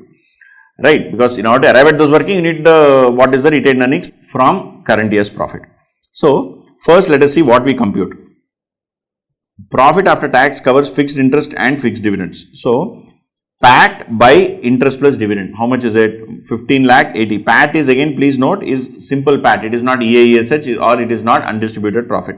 So PAT divided by fixed dividend by debenture interest plus preference dividend, you get 1.453. Ideal is how much? Ideal, they said, should be 3 times, but it is not 3 times, it is 1.45 times. Why is this relevant? We will come back. Capital gearing ratio with fixed interest bearing funds by equity shareholder fund. So you have preference capital plus debentures plus you divided by equity capital plus reserves. Now equity capital is 30, reserves is 32. Right. So you get 0.93. Now what is the yield that is required? Yield that is required, they mentioned here somewhere. What is it? Yield on equity share is 50% of profits distributed and 5% on undistributed profits. So yield on shares is computed like this. Distributed profit, this is 6,40,000, which is basically the dividend here, and undistributed profits, that is undistributed profits is how much? 6,20,800. So here please note, we are not talking about reserves, we are talking about undistributed profits. So we are talking about what are the undistributed profits which are accruing or which are getting added to the reserve. This is a unique thing in this particular problem. You have to be very, very clear and careful.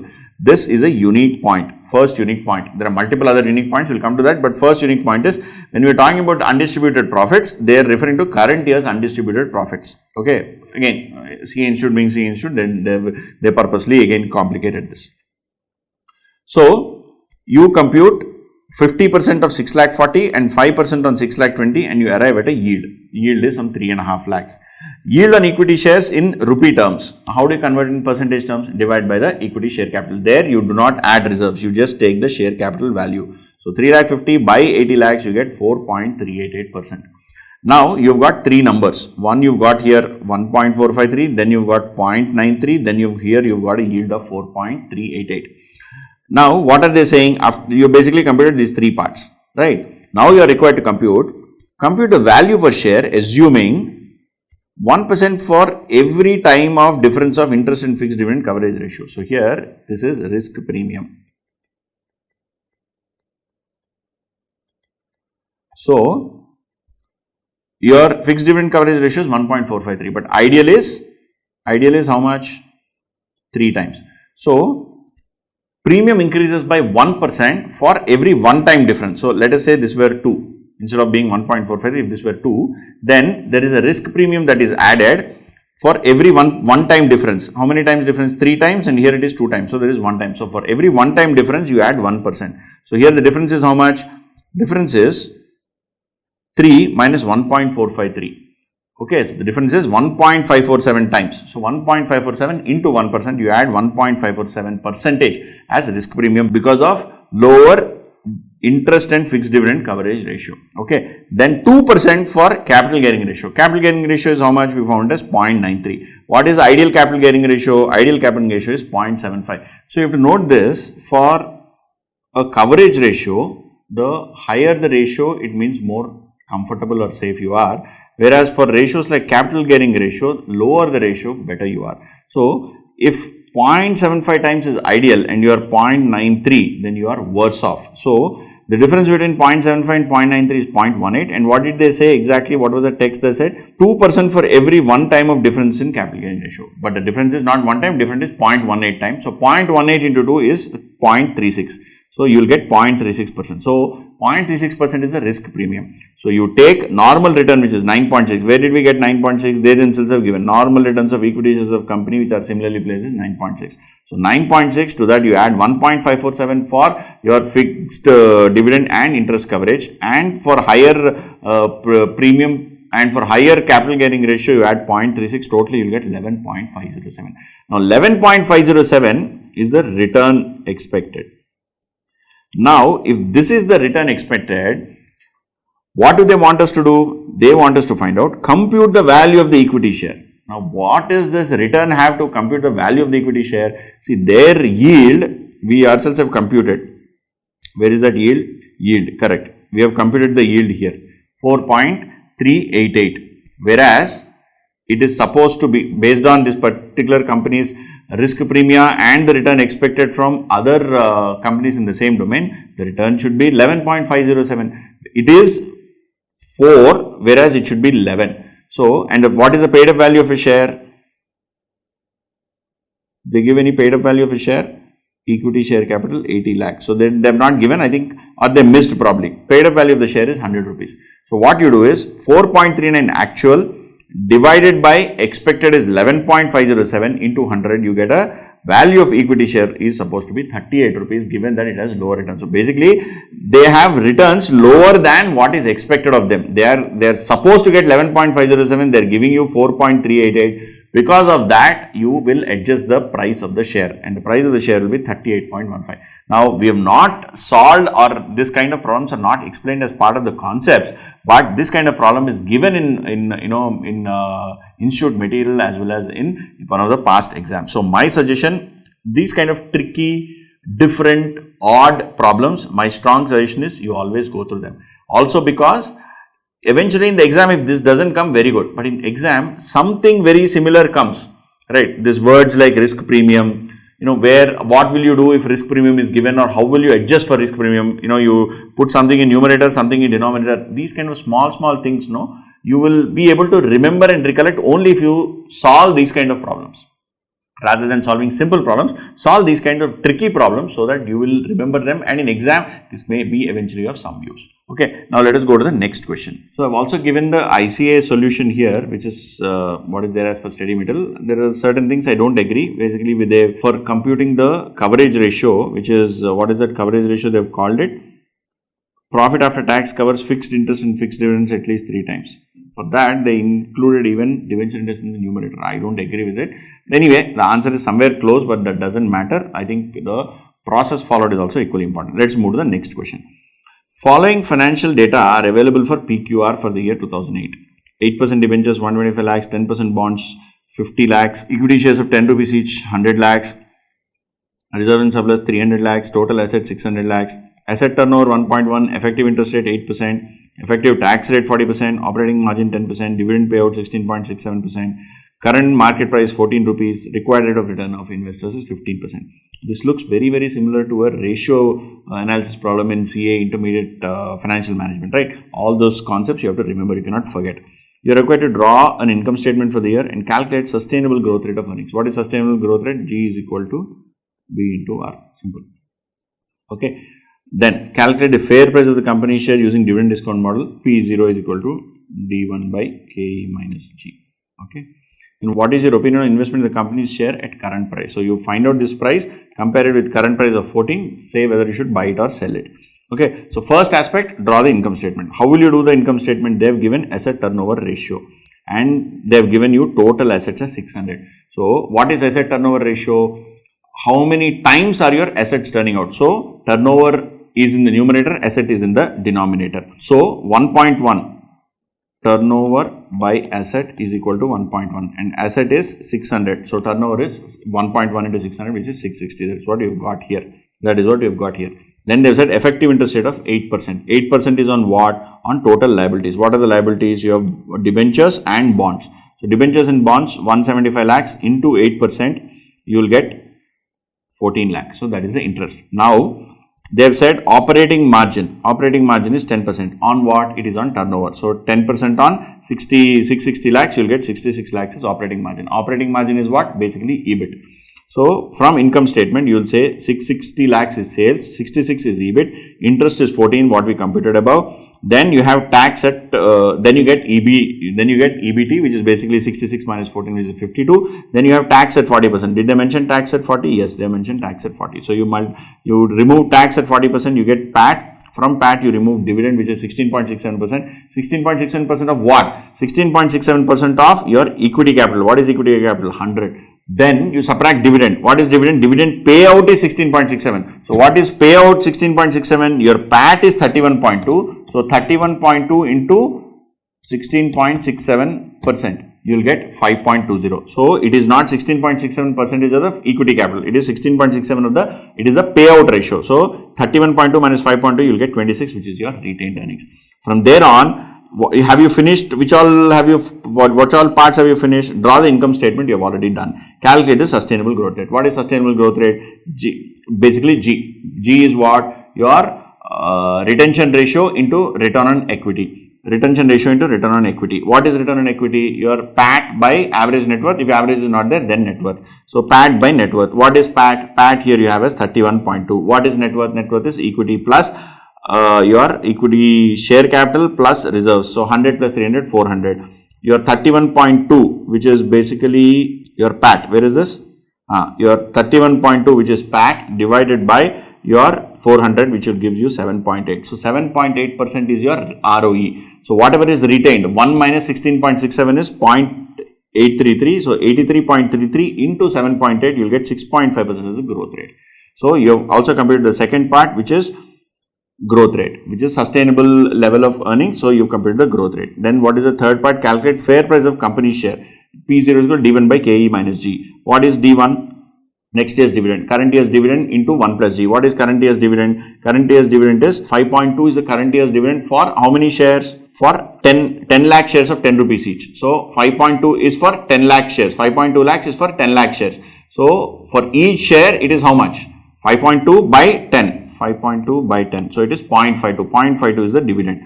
So 0.52 into growth rate of dividend, which is you already computed 6.5%, divided by KE minus G. What is KE? Cost of capital they have already given. Required rate of return is 15. So 15 minus G, which is 6.5, which we computed just now. So you get 6.52 as the price of the share. Now what is the current price of the share? Current price of the share is 14 rupees, whereas actual price is 6.52. Right. So if you in this current scenario, what do you suggest? Current market price is much higher, whereas intrinsic value is 6.52 only. So better not invest. If you have anything, sell it off. The share is overvalued. It is a very simple problem, but you see the usage of ratio analysis, combining it with the concepts of security valuation, combining it with understanding of the income statement flow, bunch of other things. So this is how you are expected to do at final level. Okay, so this is next question. After that, let us come to question number 14, which is another important question. This is also very important, and this is actually a good question. SAM Limited has just paid a dividend of rupees 2 per share. Just paid 2. So meaning D0 is 2. D0 is equal to 2. And is expected to grow at 6% per annum.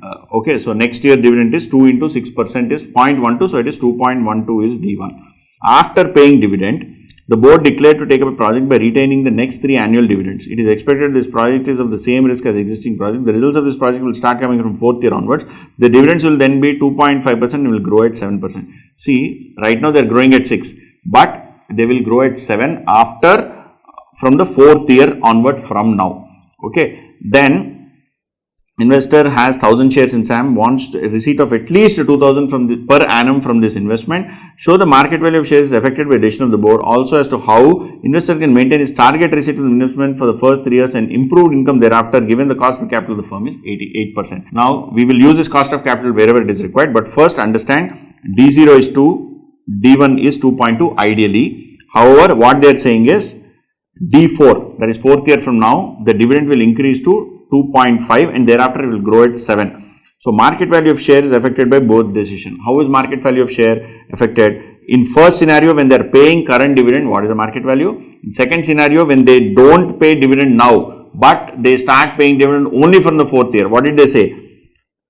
They want to take up a project by retaining the next 3 annual dividends. So next 3 years they will not pay dividend. So D4 is 2.5, 2.5 by 8% minus 7%, you will get value of 250, but this 250 is value at the end of P3 or P3, which is why you are taking D4. So to make it P0, you divide it by cost of capital, which is 8%. Where did they give cost of capital 8%? You get 198 rupees. Whereas if you use the existing setup, which is where you pay every year 6% growth, 2 into 1 plus 6 by KE minus G, which is 8 minus 6, you will basically get 106. So the price of the firm's share will go up. Yes, it is affected. So the first question, show that market value is affected. Yes, it is affected. How can the investor maintain target receipts of 2000 rupees per annum, even if they invest in the share, even if the dividends are not paid? So in year 0, the market price of the share goes up. Why? Because they will take up the project. Why will they take it up? Because the particular decision is beneficial to the entire shareholder community and the company as well. So the price will go up to 198. So in the first year, you will have 198 as a share price, second year 214, third year 231, fourth year 250. This will be the share price every year. Why is this relevant? Because that man needs or man or woman, whoever it is, that investor, right, requires at least 2,000 rupees. That is what they said. An investor has 1,000 shares in SAM and wants a receipt of at least 2,000 from this investment. So how will you get 2,000 from investment? Every year you keep selling. So what you do, first year you require 2,000, where at the end of the first year price is 214. The end of first year the price is 214.33. So 2,000 by 214, you will basically sell roughly 10 shares. Next year you sell it at 231 and third year you sell it at 250. So you basically have sold first year 10 shares, second year 9 shares, third year 8 shares, and totally you have sold 27 shares. After you have sold 27 shares, the total shares left are 973 because you purchased initially 1000. From this 973, what is the dividend on this 973 shares in the fourth year? 2.5 rupees into 973 because that is the shares you have. So you will get 2432. So if you sell 27 shares so that you get over a period of 3 years, so that you get 2,000 rupees every year, from the fourth year onward, the investment that you have made is sufficient to give you dividends that are more than 2,000 rupees. So this is how you have to show it, right? So this again, why I said is an interesting problem, right? After 14, let us move to the next problem. I think the next problem I said is 16. 16 is a very interesting problem. It's a buyback related one. It's a very interesting one. Rahul has surplus cash of 100 and wants to distribute 27. So he has 100 distributing 27, meaning what are they going to do? They are either going to give the 27 as dividend or something of buyback. And wants to distribute 27 to shareholders. The company decides to buy back. So 27 lakhs, they will do a buyback. The finance manager of the company estimates that the share price after repurchase is likely to be 10% above the buyback price if the buyback route is taken. The number of shares outstanding at present is 10 lakhs and the current EPS is 3. What are they saying? They are saying that share price will go up 10% above the buyback price if the buyback route is taken. If the buyback price, let's say, is 10 rupees, post buyback the price will be 10.1. You are required to determine the price at which the shares can be repurchased. The market capitalization of the company should be 210 lakhs after the buyback. Okay, the number of shares that can be repurchased and impact of share repurchase on EPS, assuming that the net income is the same. So surplus cash is 100, of which buyback is 27 lakhs. Buyback price we don't know. I just gave a number of 10, but let us assume the price is P. So post buyback price is 1.1p, right? Because they said after buyback the value per share will go up by 10%. Current shares is you have 10 lakh shares. So how many shares are you going to repurchase? You have currently 27 lakhs which you want to repay, or 27 lakhs which you want to use for buyback process, and you will buy back P number of shares. So shares repurchased is 27 lakhs by P. And what is the shares outstanding after the buyback? 10 lakhs minus 27 lakhs by P is the shares that are outstanding after the buyback. Why? Because 10 lakhs is the original share count. Right. Market capitalization post buyback is 210 lakhs. So market capitalization is outstanding shares into price per share, correct? So what is outstanding shares? 10 lakh minus 27 lakh by P, which is the post buyback shares, into the price, which is 1.1p. So what will happen is 210 lakhs is equal to 10 lakhs P minus 27 lakhs by P into 1.1p. So you have to solve this particular equation. Once you solve this equation, you will get the value of P as 21.79. So 21.79 lakh shares are purchased. So if you 21.79 is the price at which shares are purchased. So 27 lakh rupees divided by 21.79, you get 1,23,910 shares. And the current EPS is 3, current share is 10 lakhs. So the net profit is 3 into 10 lakhs, which is 30 lakhs. Now revised share count after buyback, you have original 10 lakhs, you subtract 1,23,910, you get 8,76,000 shares. Revised EPS is the same net profit divided by a lower share count, so which is 3.424. So if the net income is same, EPS will go up from 3 rupees to 3.424. What did they ask? The number of shares that can be repurchased, impact of share repurchase on the EPS, assuming the net income is same. Exactly what we solved for. It's a I like this question because there is an equation. That is why I like it, because you have to think and understand how this particular problem can be solved. But it's again easy one. As I said, please solve tricky problems more than easier problems so that you are very, very comfortable when in the exam time. Okay, fair enough. Let us move to the next problem. Let us look at this next question. Illustration 21. This is an important one. Or rather, again, something that will help you understand concepts more deeply. Shares of tension-free economy currently quoted at PE ratio of 7 times. Retained earnings is 37.5%, which is 3 per share. So calculate the company's cost of equity if expected return is 12%. Market price of the share if anticipated growth rate is 30% with same cost of capital, and market price per share if company's cost of capital is 18 and anticipated growth rate is 15 per annum, assuming other conditions remaining the same. Now, we will come to part 2 and 3 later. First, let us find out about part 1. Compute the company's cost of equity. Cost of equity is KE. The expected rate of return of investors is 12%. If your expected rate of return is basically your R. Okay, so PE ratio is 7.5. That's what they've given. And retention ratio is 37.5. 37.5 is the retention ratio and R is 12%. So EPS is how much? If retention, see, and they've also said retention amount retained is 3 rupees. So 3 is 37.5. So 3 by 0.375. So total EPS will be 8. So EPS will actually be 8. EPS will be 8. Okay. From EPS, you are paying, retention is 37.5, so you are paying out 62.5. So out of 8, how much will you pay? You will pay out of 8, you will pay out 62.5. 8 minus 3, you will be paying out 5. So 5 is the dividend. D0 is equal to 5.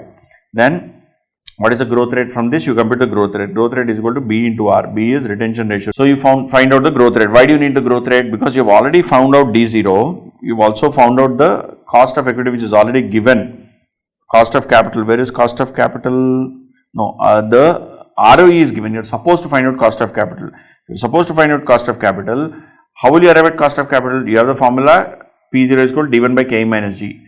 P0, do you know P0? Yes, you know P0 because they've been given 7.5 as the PE and EPS is 8. So 8 into 7.5, 7 8 is 56.5 is roughly about 60 rupees. So your price is 60, whereas your D0 is 5 and D1 is D0 into 1 plus G. So what is G? G is B into R. What is B? B is retention, which is 32.5, right? 32 or 37? 37.5.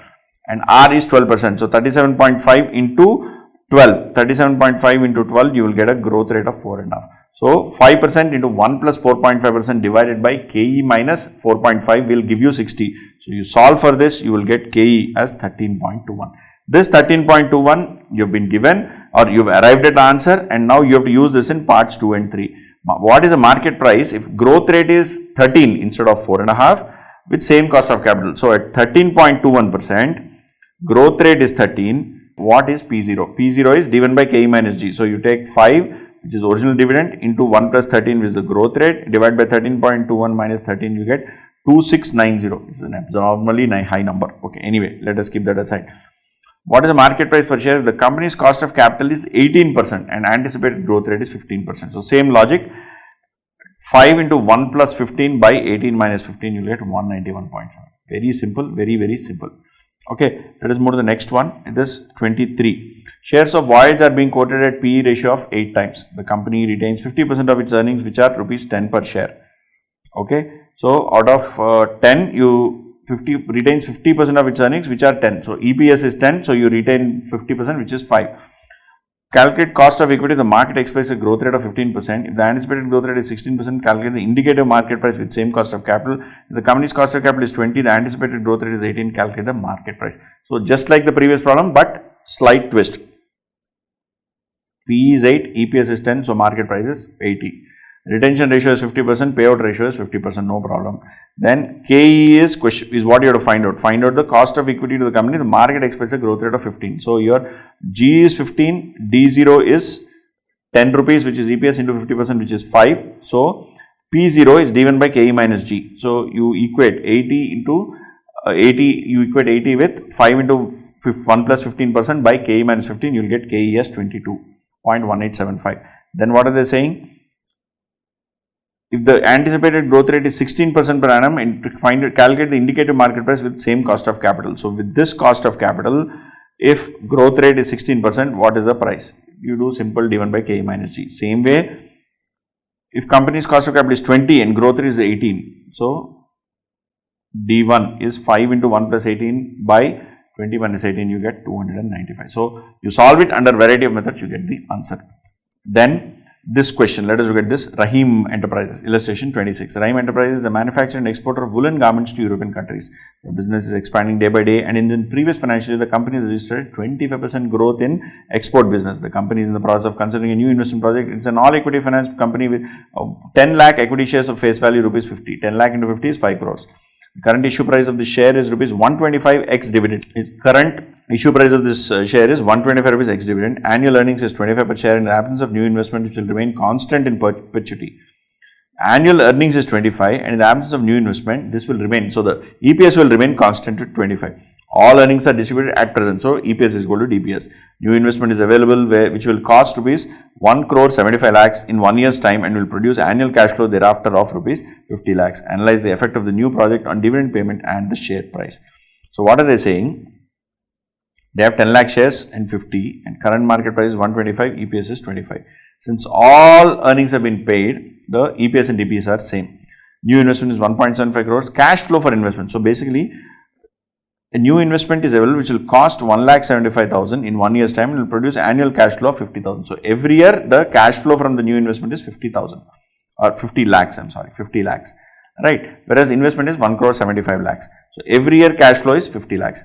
The new project is undertaking, total capex is how much? 1.75, and you currently are paying a dividend of 25 rupees per share for 10 lakh shares, you are paying 2.5 crores, right? So next year's dividend, out of 2.5 crores, 1.75 crores will be spent because what? They are not saying that they are going to raise money. They are saying that this 1.75 crores and use it. So you take 2.5 minus 1.75, you will be left with 0.75. So 0.75 crores, which works to 0.75 crores by 10 lakhs, which works to 7.5 rupees per share. The 7.5 rupees per share is the first year dividend. Thereafter, the dividend will increase. How will it increase? Because earnings are increasing. Earnings are increasing by how much? Earnings are increasing by 50 lakhs a year. 50 lakhs per share, how much does it work out to? 50 lakhs divided by 10 lakhs is 5 rupees. So, in old case, you are getting 25, 25, 25, 25. In new case, you are getting 25, 7.5, 30, 30, 30. You are supposed to evaluate which one is better. So, 25, your cost of equity, you can find out by substituting P0 is equal to D1 by KE minus G. So 125 is equal to 25 by KE minus 0. So you will get basically value of KE as 20%. Now using the two-stage dividend discount model, you will reprice this particular project, or you reprice this particular share assuming this project is undertaken. Now using this model, you currently have current year's dividend and then you have price based on next year's dividend. So what is next year's dividend? Today is year 0. So for today is year 0. So you will first consider upcoming year's dividend of 7.5. Then you will reprice it at the end of this year considering a dividend of 30 rupees. So 30 by 20% is 150. To that 150, but that is again value at the end of year 1. So you will bring it backwards by one more year, and to that you will also add the discounted value of the dividend of 7.5. And then you will get a price of 131.25. So what have they asked specifically? Have you answered that question? Analyze the effect of new project in dividend payments and share price. So if this new project is undertaken, the share price will go to 131.25 from 125, and dividends will also, 1 year there is going to be a fall, and subsequent years there is going to be an increase in dividend value. Okay, so this is again a very simple question. If you understand what you are supposed to do, you will be able to easily do it. Okay, now let us move to the next one. Let us look at the next question, friends. An investor is considering purchasing equity shares of LX Limited, whose current market price is 150. The company is proposing a dividend of 6 rupees for the next year, and LX is expected to grow at 8% per annum in the next 4 years. Expected to grow at 8% per annum for the next 4 years.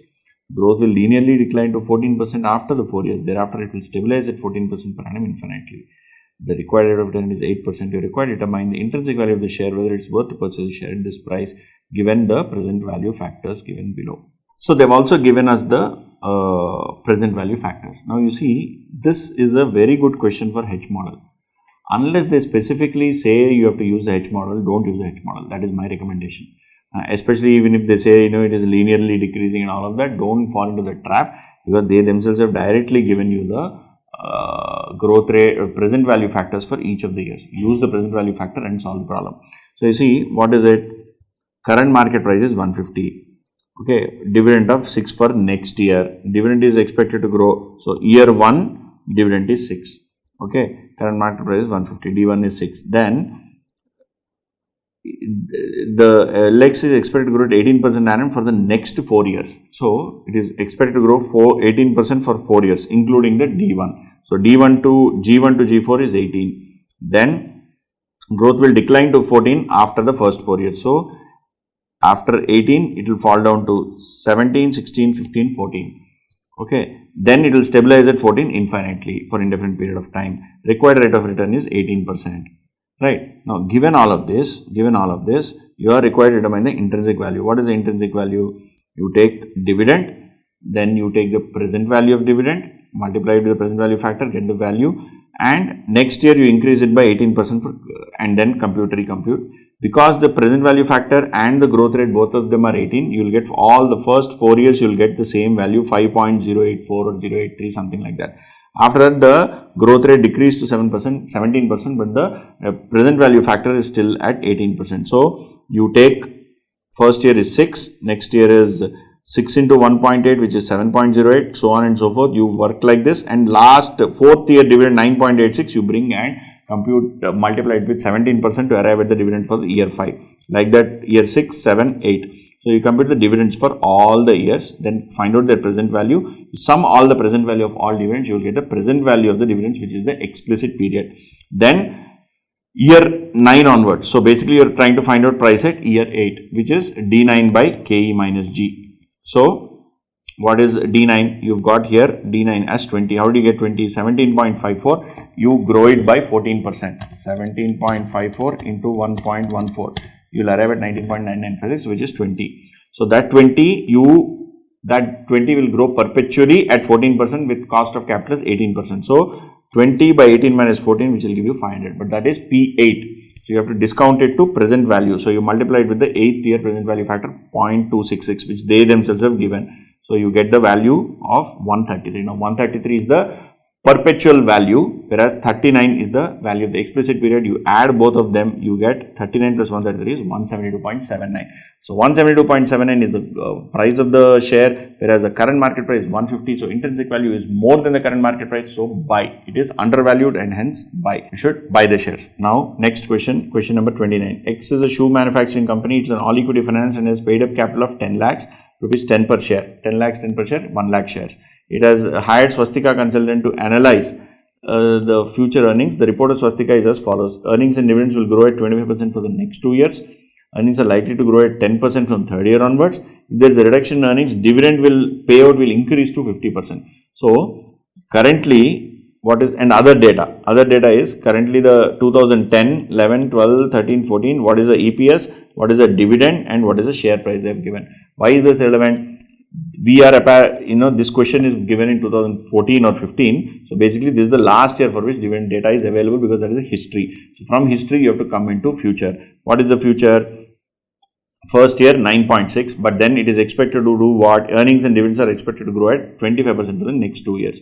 So, dividend will grow from 9.6, it will grow to, dividend is 3.84 and earnings is 9.6. So, this 9.6 will also grow by 25 and this dividend 3.84 also will grow by 25 for the next 2 years. So, dividend will be 4.8 and 6 and the EPS is 12 and 15. After that, the growth rate of EPS will come down to 10. So, which will become 16.5 and 18.15, at which case the payout ratio will increase to 50. So, your dividend will be 8.25, 9.075. So, what is price of a share? Present value of all dividends and the present value of the last year's price. Okay, what is last year's price? You have first year as 4.86, 8.25, 9.075. You take the present value factors. They themselves have given what is the present value. You may assume tax rate as 30 and post-tax cost of capital as 15%.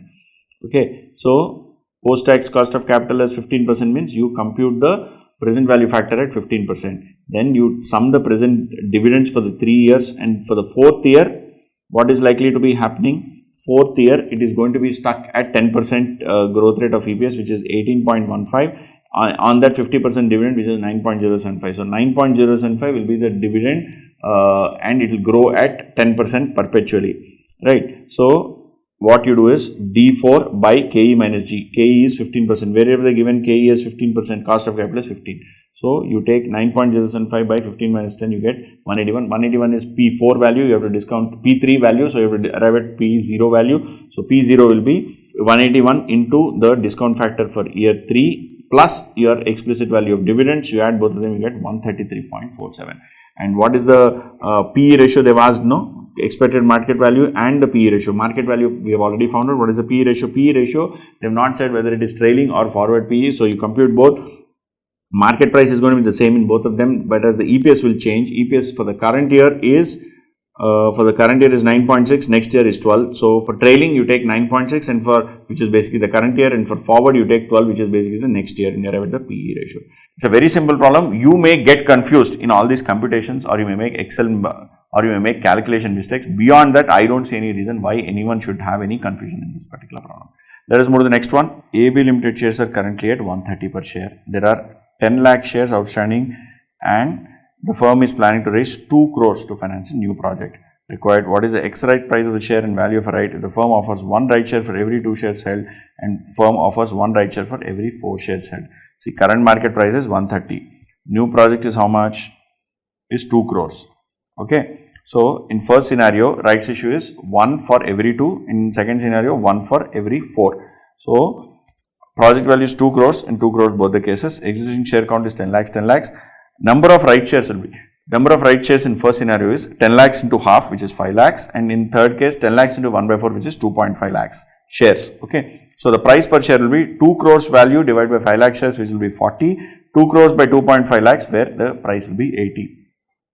Current market price they have already given as 130. So what is TERP? Theoretical ex-right price, basically weighted average of market capitalization divided by the share count. What is market capitalization? Original 10 lakhs multiplied by 130 plus your new shares, what you are going to issue, how many? 5 lakhs at 40 divided by total share count, you will get as 100 rupees. Same way, 10 lakhs into 130 plus 2.5 lakhs into 80 divided by 12.5 lakhs, you will get TERP as 120. So theoretical value of right, so this is TERP. TERP is ex-right price, but value of each right is how much?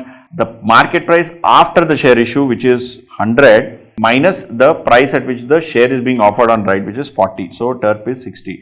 Here 120 minus 80, which is 40. So here in the first scenario, you get 1 right share for every 2 shares. So for every 2 shares that you hold, the benefit from right is 60. So 60 by 2 is 30. Same way here, 40 is the overall benefit, but this is for over 4 shares. So you will get 40 by 4, which is 10 is the, the value per share. What have they asked? They have exactly asked, what is the ex-right price of the share and value of the right?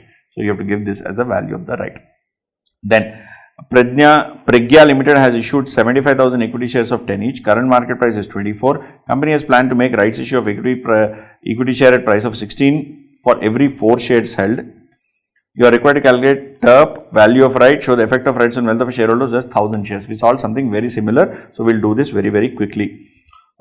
Face value is 10, they said that. Market price is 24, they have given that. Rights issue is for every 4, 1. Rights price is 16. And current market price is also 24. Existing share count is 75,000. So total right shares issued is 1 for every 4. So 75,000 into 1/4, 18,750. So theoretical ex-right price is weighted average of market caps by the share count. So 75,000 into 24 plus 18,750 into 16 and divide by 75,000 plus 18,750. So you will get a value of 22.5. 22.4, which is the theoretical ex-right price. This is the price at which the share will trade in the market after the rights issue from 24, which was earlier. So if somebody was going to get this particular share at 16 rupees, the market it is listed at 22.4. So the value of each right is 6.4. Right, 6.4 is for 4 shares held, whereas for each share that is existing share that is held, 6.5 by 4, 6.4 by 4, you get 1.6. So what is impact on the shareholder? Before rights issue, he had 1000 shares, 24 into 1000 is 24,000. Value after rights issue, the 1000 into 22.4, because for the old shares, he gets same 22.4. Whereas for the new shares, 250 rupees, 250 new shares that is allotted, he is going to make a gain of 6.4. So that will come to 1600. So 1600 plus 22,400 is 24,000. So there is no change in the wealth of that shareholder. Okay. This is one part. Now let us come to the next one. Now this is a slightly long-winded question. Question number 33. Table is considering undertaking a major expansion with immediate cash outlay of 150 crores. Okay. The board of directors of the company are expecting to generate additional profit of 15.3 crores after a period of 1 year. So now nothing, after 1 year it is 15.3. Further, this additional profit shall grow at 4% for indefinite period. Presently, Table is completely equity financed and has 50 crore shares of rupees 10 each. 50 crore shares. So 500 crores is its capital base. The current market price of each share is 22.6 cum dividend. The company has paid a dividend of 1.4 per share last year. For the last few years, dividend is increasing at a compound rate of 6% per annum and it is expected to continue in future also. The growth rate shall not be affected by expansion project in any way. The board of directors are considering following ways of financing the possible expansion, either a rights issue in the ratio of 1:5 at a price of 15 per share or a public issue of shares. Public issue means issuing fresh shares, not as rights issue. In both cases, dividend shall become payable after 1 year. You as a financial consultant are required to determine whether it is worthwhile to undertake the project or not. Calculate ex-dividend market price of share if the complete expansion is financed from the rights issue. Calculate the number of new equity shares to be issued and at what price, assuming the new shareholders do not suffer any loss after subscribing new shares. So this is IPO. The second part is IPO and it is not about rights issue. Calculate the total benefit from expansion to existing shareholders under each of the two financing options. So if you look at this, 150 crores, growth rate is 4% of profit, which is 15.3 crores per year. Current share capital is 50 crore shares into 10, which is 500 crores. Current market price 22.6, come dividend. Dividend is D0 is 1.4. D0 is 1.4 and D1 is 1.4. The company has paid a dividend of 1.4. So D0 is 1.4. So what are we supposed to do? We are supposed to compute all these three, whether it is worthwhile to undertake the project. If you have to find out if it's worthwhile to undertake the project or not, we have to figure out whether it is value accretive or not. Then how should you finance, whether it by IPO or whether it is by rights issue, which one is better? So for us to find out the value of the project, first we have to find out the cost of equity. So what is cost of equity? You have substituted in the current market price formula. What is the current market price? Current market price is given as, where is this? 22.6 including dividend. So 22.6 minus 1.4 is 21.2. So 21.2 is D0 into 1 plus G by KE minus G. So you have G as 6%, you substitute it, you get the value of cost of equity as 13%. This cost of equity used to evaluate the project. So how do you evaluate the project? KE is 13, growth rate is 4, cash flow is 15.3. So 15.3 by 13 minus 4, which is basically 170 crores. Whereas you invest 150, you're getting 170 as the present value of all the future benefits. So net present value is 20, so it is accretive. So you should go ahead with the project. So the answer to the first question is you should go ahead with the project. Determine whether it is worthwhile to undertake. Yes. Calculate ex-dividend market price of the share if the complete expansion is financed through right issue. So 150 crores, and they've also said rights issue in the ratio of 15 rupees per share. So if it is 15 rupees per share, for 50 crores shares and the ratio is 1:5, you will issue 10 crore shares. So for this 10 crore shares at 15 rupees, will get you 10 crore into 15, 150 crores. That will be the size of the project. So what is TERP? TERP is weighted average market capitalization divided by the total share count, old plus new, right? But here in this particular question, in addition to the new shares and so on and so forth, you also have the NPV that is coming because of the doing the project. You are getting extra 20 crores, right? That 20 crores is available for whom?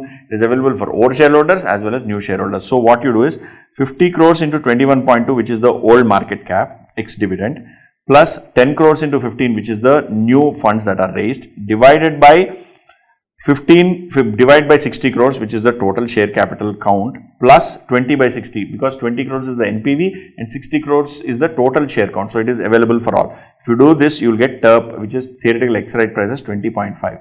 Now ex-right price is 20.5. So post the project, undertaking the project, after listing it, it will become 20.5. So what is the value of the right? You are currently selling a share at 15, whereas it is available at post the issue, it is at 20.5. So value of a right is 5.5 rupees. Value of the right is 5.5 rupees. Now, what is it that they have asked?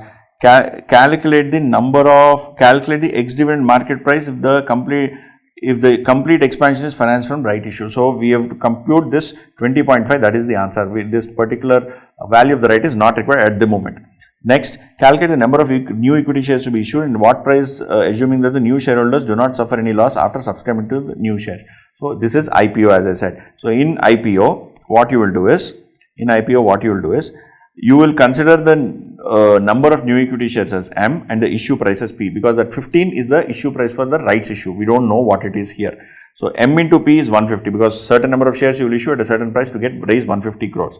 So P is equal to 150 by M. This is one equation. Second, post issue price. What is post issue price? You have number of shares that you have issued into the price what they have been raised at, plus 20 crores, which is the NPV, plus your existing market cap, which is 21.2 plus 50, divided by the total shares, 50 plus M. Now, this is the post issue price. What are they saying? They are saying At what price should they be issued so that the new shareholders do not suffer any loss after subscribing? So, the issue price is same as the post-issue price, right? So, P, we have arrived at P as 150 by M. So, 150 by M, which is the issue price, is same as the post-issue price. So, you equate both of them. When you equate both of them, you will basically get the values of M and P. M you will get as 6.944 and P you will get as 150 by M, which basically works out to 21.6. So, you will issue the shares at 21.6, whereas how much was the original price? 22.6 minus 1.4, which is 21.2. The original ex-dividend price was 21.2, whereas now you are issuing the shares at 21.6. So, you are issuing it at a slightly higher price. So, what is it that basically says? Calculate the number of new equity shares to be issued and the price issuing so and so. Calculate total benefit from expansion to the existing shareholders in each of the two categories. So, the benefit to the existing shareholders from each of the categories is, how do you compute it? Is 20 crores, because that is what they get, right? So, for existing shareholders, the increase in second option is 21.2 minus 21.6 minus 21.2. Why? The market price as per the new one is 21.6. Originally it was 21.2. So, increase is 0.4. 0.4 into the 50 crores original shares will get you 20 crores. So, this is the increase. This is the second case in case of IPO. Whereas, in case of rights issue, did they ask for even rights issue? Calculate in each of the two financing options. So, even in the first financing option, what is the benefit to the existing shareholders? So, existing shareholders, so in first case, existing shareholders, pre-rights is 50, post-right is 60, that is share count. Price ex-dividend is 21.2 and 20.5. Value, which is 21.2 into 50 is 1060. Here it is 1230. Subscription amount is 150. So, 1210 versus 1230. So, net gain is 20 crores, which is what is the same case in case of even public issue as well as in case of rights issue. So, in public issue also 50 into 21.2 and 50 into 21.6, which is basically the old shareholders. You get basically the entire 20 crores is going to the old shareholders only. Why? Because the price has gone up in such a way that the issue price is same as the post issue price, right? Which is why the entire benefit is taken away by the old shareholders. So, this is the answer. So, this is a slightly tricky question. I actually like this question a lot, but you have to understand this is basically some element of basic math as well as rights issue related concepts. Okay, fair enough. Let us move to the next problem. So, friends, now let us look at the next question. The next question is question number 34. X Limited or X is evaluating PQR company which is growing at an annual rate of 15% for the last 5 years. Here is our forecast of company's future dividend growth trend. Last 5 years. So, this is the 5 years. This is the future, I am sorry. Here is the forecast of the company's future dividend. 22, 23, 24, 25, 26, 27 and then till perpetuity. So, we can assume that they are in the year 21. After considerable study, she has decided to use the following information in her valuation as at the end of 21. So, this is end of year 21, which is what I was saying.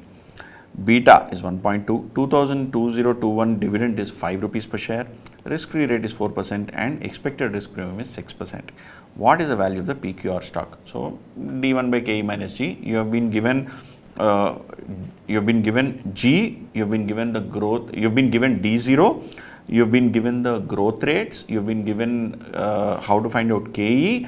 So, you have to value the stock and beta also of course. So, beta is 1.2, D0 is 5, risk-free rate is 4% and risk premium, market risk premium or not market, expected equity premium is 6% and expected equity premium is 6%. So, in this we can actually use the H model. So, here they have not given you all the discount rates and all, no. So, you can actually try and use H model here. So, for us to use the H model, first let us figure out what is KE. KE is your risk-free rate plus beta into risk premium. So, what is risk-free rate? 4% plus beta 1.2 into risk premium of 6%, you will get 11.2%. So, KE is 11.2. Then growth rate. Now, growth rate, here there are two growth rates. One is growth rate till supernormal growth rate, which is linearly declining. Or we can say growth rate which is linearly declining, and then you have a normal growth rate. The growth rate which is linearly declining starts at 13.5 and comes till 6. So, 13.5 to 6, how many years? 1, 2, 3, 4, 5, 6. So, for 6 years. So, if you remember the formula for the H model is this. What is the formula? First part is simply like your normal thing, D1 by KE minus G. So D0 into 1 plus GC, and here when you refer to GC, you are referring to the constant growth rate of 6%, right? So D0 is today's D0 is 21, previous year is 5, so 5 is the dividend, 5 into 1 plus constant growth rate, which is 1 plus 6%, divided by KE minus C. KE we already found it as 11.2 minus 6%. So the first part is this. Then the second part of the formula is D0 into half into 2H. The 2H is the period. In our case, it is 6 years over which it is linearly declining. Okay, into higher growth rate minus constant growth rate divided by KE minus constant growth rate. So you'll again have the same formula, which is 5 is D0 into half of 6 into 15%. So here you have taken 15%. The high where it started at 15, then came to 13.5, then 12, then 10.5, then 9, then 7.5, and then 6. So 1, 2, 3, 4, 5, 6 periods, which is why you're taking 6. Now this 13.5, even though it is there, 13.5 is not the growth which you will take. You will take the growth from where it starts. So in 2021, in this particular period, where is it? In the last 5 years, the growth rate is 15. So you will start at that point. So you will start at 15. Please note, this is a key, very important thing. So 15 minus 6, which is basically 9%, into half of 6, which is 3, into 5, which is 15. So 15 into 9%, you will get 1.35 by 5.2%, right? So you will basically end up at a value which is 127.88. See, this is a H model. We do not have many problems in the institute material, but the particular equation and formula is there in the institute material, if you recollect, right? So I took this problem from some other source. I think I took this from the CFA material or some one of the other materials, right? So please remember, you have to take this from 15, and it is a number of periods. Okay, this you have to remember in the H model. Now let us move to the next question.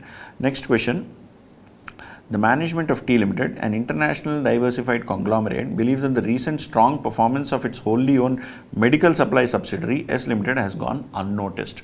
To realize S Limited's full value, T Limited has announced that it will list S Limited. So basically demerger, some kind of a demerger, right? And data for 21 and 22 is given below. I am assuming that this is at the end of year 2021 and 2022 is a projection.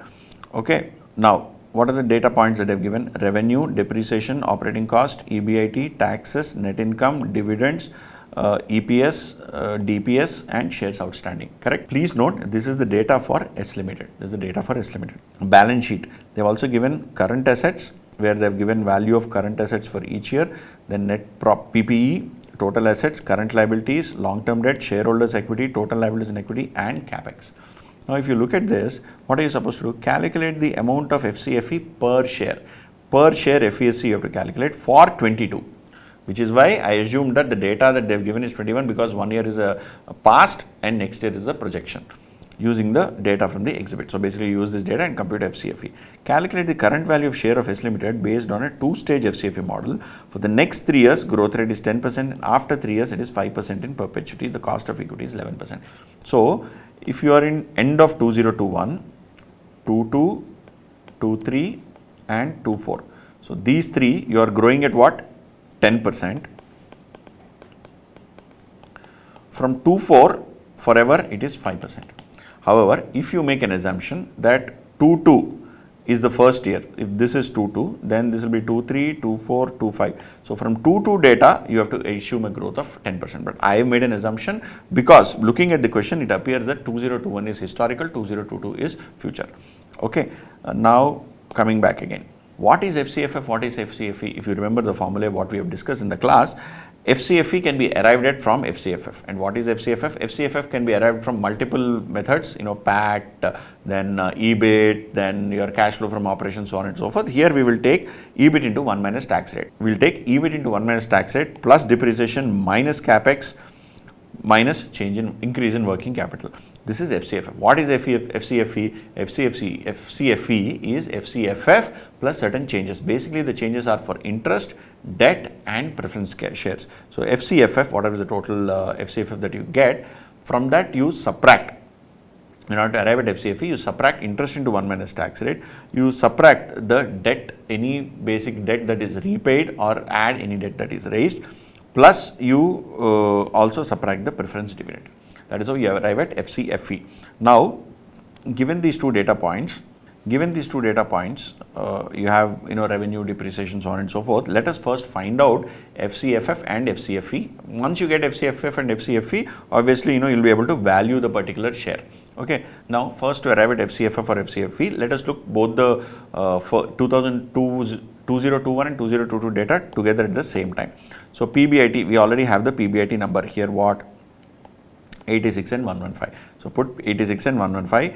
There is no interest. So we have not seen any loans. There is a long-term debt here which is 0. So there is basically no loan. Okay. Then so PBIT and PBT are same, and then you have tax. Tax is at what percentage? They have given taxes 26 and 35. You directly take those values 26 and 35, and then you get basically the PAT, which is what they have also given already, 60 and 80. Okay. 60 and 80. 60 and 80. Right. Now, how do you arrive at FCFF? FCFF is, you can arrive at EBIT into 1 minus tax rate, or you can work backwards from PAT. So if you take from PAT, EBIT into 1 minus tax rate and PAT are same here. Why? Because there is no interest. So EBIT into 1 minus tax is basically EBIT and PBT are same, right? So if you look at it here, income before taxes, when there is no interest, your PBIT and PBT both are same, or EBIT and EBT are same. So when you take PBT into tax, 1 minus tax, you will get PAT, right? So in this case, EBIT into 1 minus tax also, you will get PAT. So you can directly take PAT number, add back depreciation, which is 20 here, which is already given here somewhere. Then you subtract the capex, because they have given capital expenditure value. Then you also make adjustment for debt, if anything that is raised. So in our case, there is no debt. Right, and you make adjustment for change in working capital. Now, how do you arrive at working capital? For that, you have to have a working note. So working capital is current asset minus current liabilities, and in current assets, you typically exclude the cash. So 2021, in the year 2021, you have asset value, current asset minus the cash. So you get basically the current assets which are for operations, minus the current liabilities, you get a net working capital. Same way you do for 2022. So from 22 to 21, there is an increase in net working capital. 180, it has increased to 180 from 139. So the amount newly put in working capital is 41. That will come in second year, which is 2022. So only in the year 2022, there is a cash outflow on account of increase in working capital. So you take PAT, depreciation, capex, and you also take the increase in working capital. Now, if you take all of this, you arrive at FCFF, which is 6 rupees or 6 and 24. These are what terms? This is rupees lakhs or what? I think this is just given in rupees, so we will take it as rupees. Okay. Now 6 and 24. Once you get FCFF, you have to arrive at FCFE. Why do you have to arrive at FCFE? Because they have asked you to compute FCFE, not FCFF. So from FCFF, you can compute FCFE. How will you compute FCFE? You have to make changes in, you have to account for interest, you have to account for any money that is raised in preference, you have to account for money that is raised in debt. In our case, nothing is there. Interest is also not there, preference shares are not there, debt is not there. So FCFF and FCFE both are going to be the same. So you will have for year 2, that is 2022, FCFE will be same 24 as FCFF. Okay. Now what is FCFE per share? You have totally. Why are we doing per share? Because we are trying to value per share, because that is a question, no? Calculate the current value of the share based on 2-stage model. For the next 3 years, growth rate is some percentage, and after that it is 5%. So you have to value per share. So you have to value per share. So how will you value per share? You have to compute FCFE per share. So what is FCFE per share? Is 84 is the shares outstanding. So 24 by 84, you get 0.2857 per share. Okay. So from 0.2857, once you got FCFE per share, then you go into the 2-stage model. What is a 2-stage model? 2022, because I have assumed that 2021, we are at the end of 2021 and 2022 is the first year, right? Because I have assumed that the first year is 2022, we are currently at the end of 2021. You can also assume otherwise that you already finished 2022. That is also fair assumption, especially when the question is not clear. Okay, then you take 10% growth each year. So you take FCFE for the first year, grow it by 10% for the next 2 years. Then after that, third year, right? So once you take that, you take all the 3 years cash flows, multiply with their present value factor. What present value factor will you use? The cost of equity that you found out. Why are you using cost of equity? Because you are using FCFE. right? Basically, you use whatever is numerator, denominator has to be relevant to that. So if your cash flows are with respect to equity, then your discount rate also should be with respect to equity, right? So you take the present value factor at 11%, which is cost of equity, arrive at the present value, cumulative present value for these 3 periods, which is basically 3 years FCFE present value. You get some 0.76. Then you also find out the second stage. Second stage is P3. You are basically finding out the value for infinity when the growth rate is 5%. So P3 is D4 by KE minus G. And what is D4? You have here 0.3454 as the third year free FCFE. You multiply that by 5%, you get 0.3627. So you take 0.36. So you get 0.3627. You take that 0.3627 and divide it by KE minus G, which is again 11% minus perpetual growth rate of 5%. So you will get 0.3627 divided by 0.06. So you will get 60.445.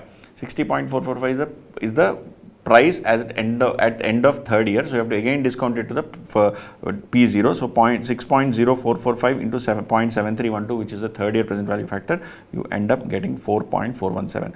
So 4.417 is basically the present value of the second stage. So you also have to add now the first stage ka value, which you've got as 0.7651. So you add both of them, you get 5.1848 per share. Okay, so in this we have computed using FCFE and FCFF. Unfortunately, both of them are same, but you may get a question in exam where they both are not same. Okay, you have to be very careful. See, and also please note in questions like this, you have to be slightly careful how you compute FCFF or FCFE.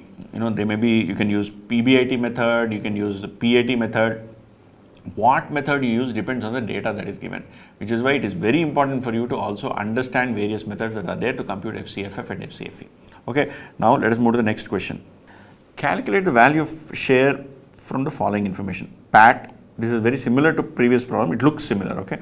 PAT 290, equity capital 1300 crores, par value means face value, 40 rupees per share.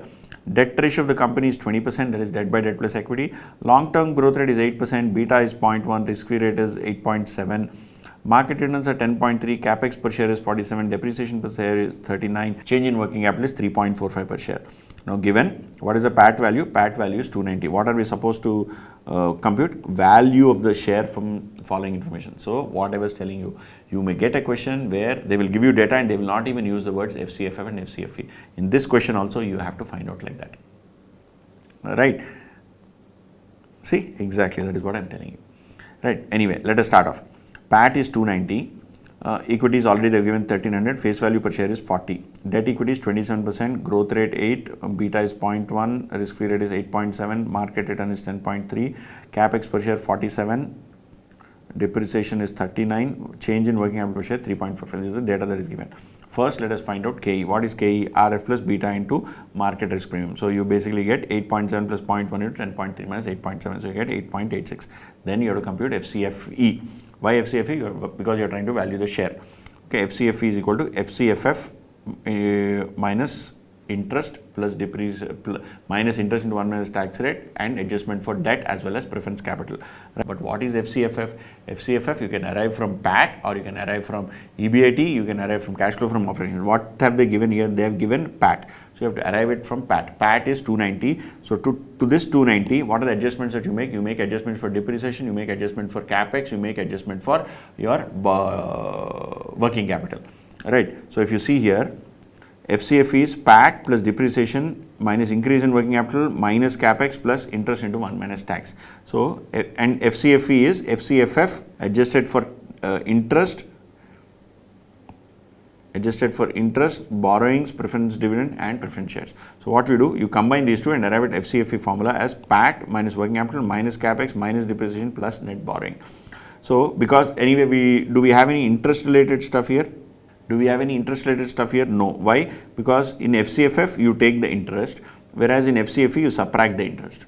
Right? So you can directly take PAT minus working capital minus capex plus depreciation plus borrowing. So PAT we have given, what is that? 290 or something, no? 290 crores. But what is the share count? Share count is, you have 1300 crores divided by 40. So 130 by 4, which is 32.5. So the share count is 32.5. See, share count is 32.5. So what is PAT per share?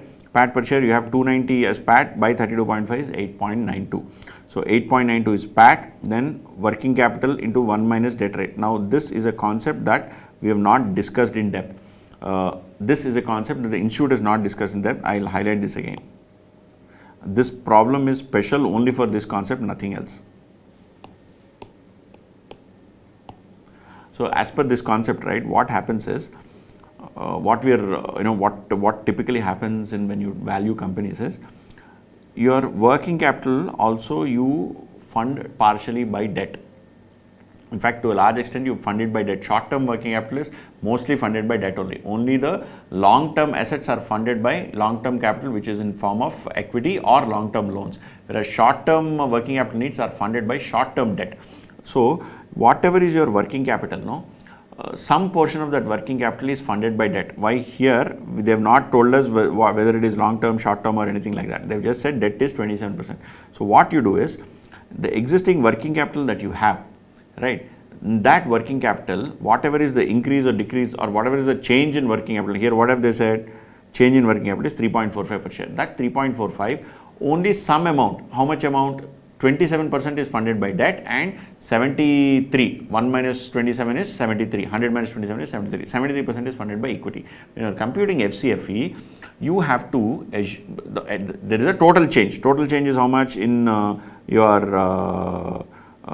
total change in working capital is 3.45, but out of that 3.45, some amount of it is come from debt. So what is come from equity is gone out from FCFE. So your FCFE, basically your PAT minus, so whatever is come out from equity, that is so whatever is the equity contribution, that is made from PAT. So from PAT, you subtract the equity portion of the working capital. When you're making long-term projections of companies, so capex will be equal to depreciation. So what basic assumption is, your maintenance capex, every year you incur maintenance capex, which is equivalent to the depreciation that is charged. But in our case, capex and depreciation are slightly different numbers. So the difference between those two is also funded in the ratio of debt is to equity. Now in our case, what is the debt and what is equity? Difference between these two, 47 and 39. The difference between those two is also funded by equity. And so where does that money for equity come from? It comes from your PAT. So from PAT, you subtract the equity contribution towards working capital, you subtract the equity contribution towards the capex minus depreciation, right? So when you do all of that, you get these numbers. You get these numbers, which are 8.92 minus 8.36, 8.92 being PAT, and you have these two adjustments that are to be made with respect to working capital and capex minus debt. So you basically get FCFE per share of 0.56. Now this 0.56 is what you will capitalize, D1 by KE minus G. So what you do, 0.56, but this is for which year? Calculate the value of share, profit, change in working capital, so and so. Now long-term growth rate is 8%. So we have to assume that this is the previous year's data, right? Otherwise, how will you assume the growth? So what you do is 0.56 into 8%, 0.605. So 0.605 divided by 8.86. We got already the cost of equity is 8.86. 8.86 minus 8, so you get a value of 70 bucks. So 70 rupees is the value of per share based on FCFE method. And here the critical concept that you have to learn, this whole problem is only important because of this particular equation. And this equation and this equation are very closely linked. Why are they closely linked? If you see here, you have working capital, you have capex, you have depreciation, and you have borrowing. What are we assuming? All this expenditure is incurred, and if you have raised any money, you are adding back that money. Why are you adding back that money? Because FCFE is cash flow to equity. It is not the overall company cash flows. For arriving at FCFE, from PAT or to PAT, you also have to add the borrowing, because that is money that is available to the equity shareholder for making investments in the company's capex or any working capital. So you are converting this particular equation into this part, where you are assuming that the constant debt rate will be applicable. That debt rate is what is funded by debt. The equity portion is subtracted. So you are subtracting 1 minus debt rate, which is equity portion into working capital, that is subtracted, that is contribution of equity towards the working capital. This is contribution of equity towards capex and depreciation. So this is the key point in this whole problem. Okay, I have explained this well enough in the class. I think that this is a concept that you guys need to internalize well. Okay. Fair enough. Let us move to the next problem.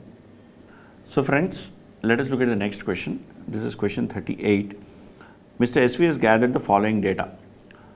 This is a very simple question, but I am solving this for very specific purpose. I will tell you when we reach there. Recent share price, shares outstanding, market value of debt, cash and marketable securities, investments, net income, interest expense, depreciation, amortization, taxes. Based on these, compute EV, EV by EBITDA and market cap. So these three things, no, EV, EV by EBITDA and market cap, you are supposed to know these three, how those particular ratios are arrived. So what if they said share price is 31.525 and shares outstanding is 30 lakhs. So first let us look at market cap.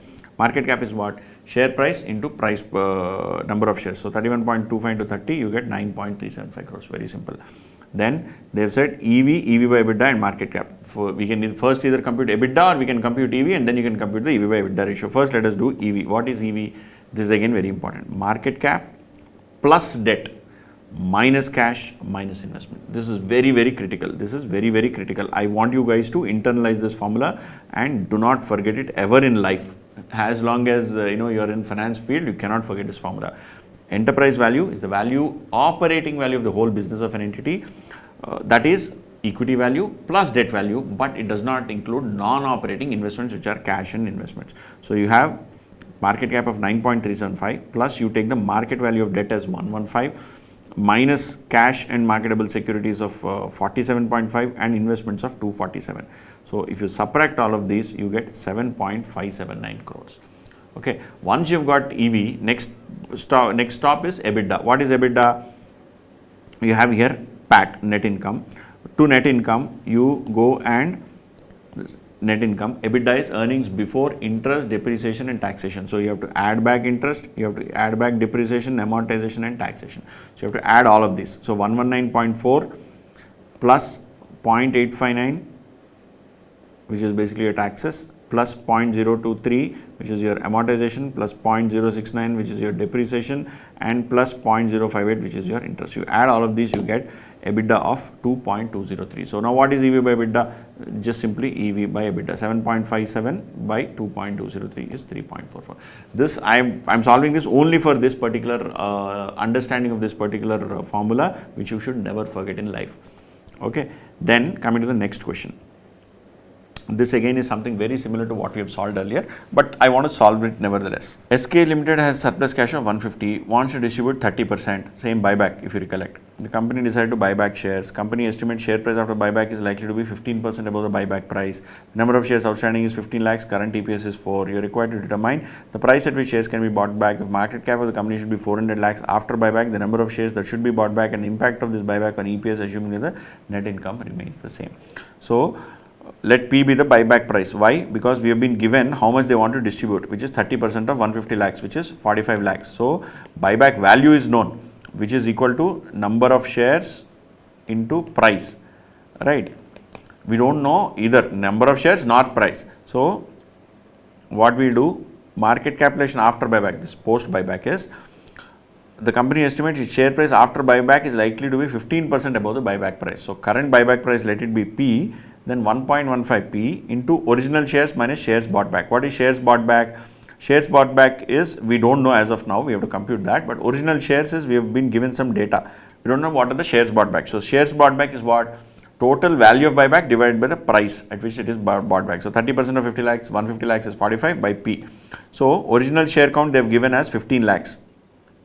At present the share count is 15 lakhs and EPS is 4. So you equate both of them, that after the buyback the market cap is 400. So 400 is equal to 1.15 P minus 15 lakhs minus 45 lakhs by P. So you will be able to solve this particular equation and you will get a value of P as 26.19.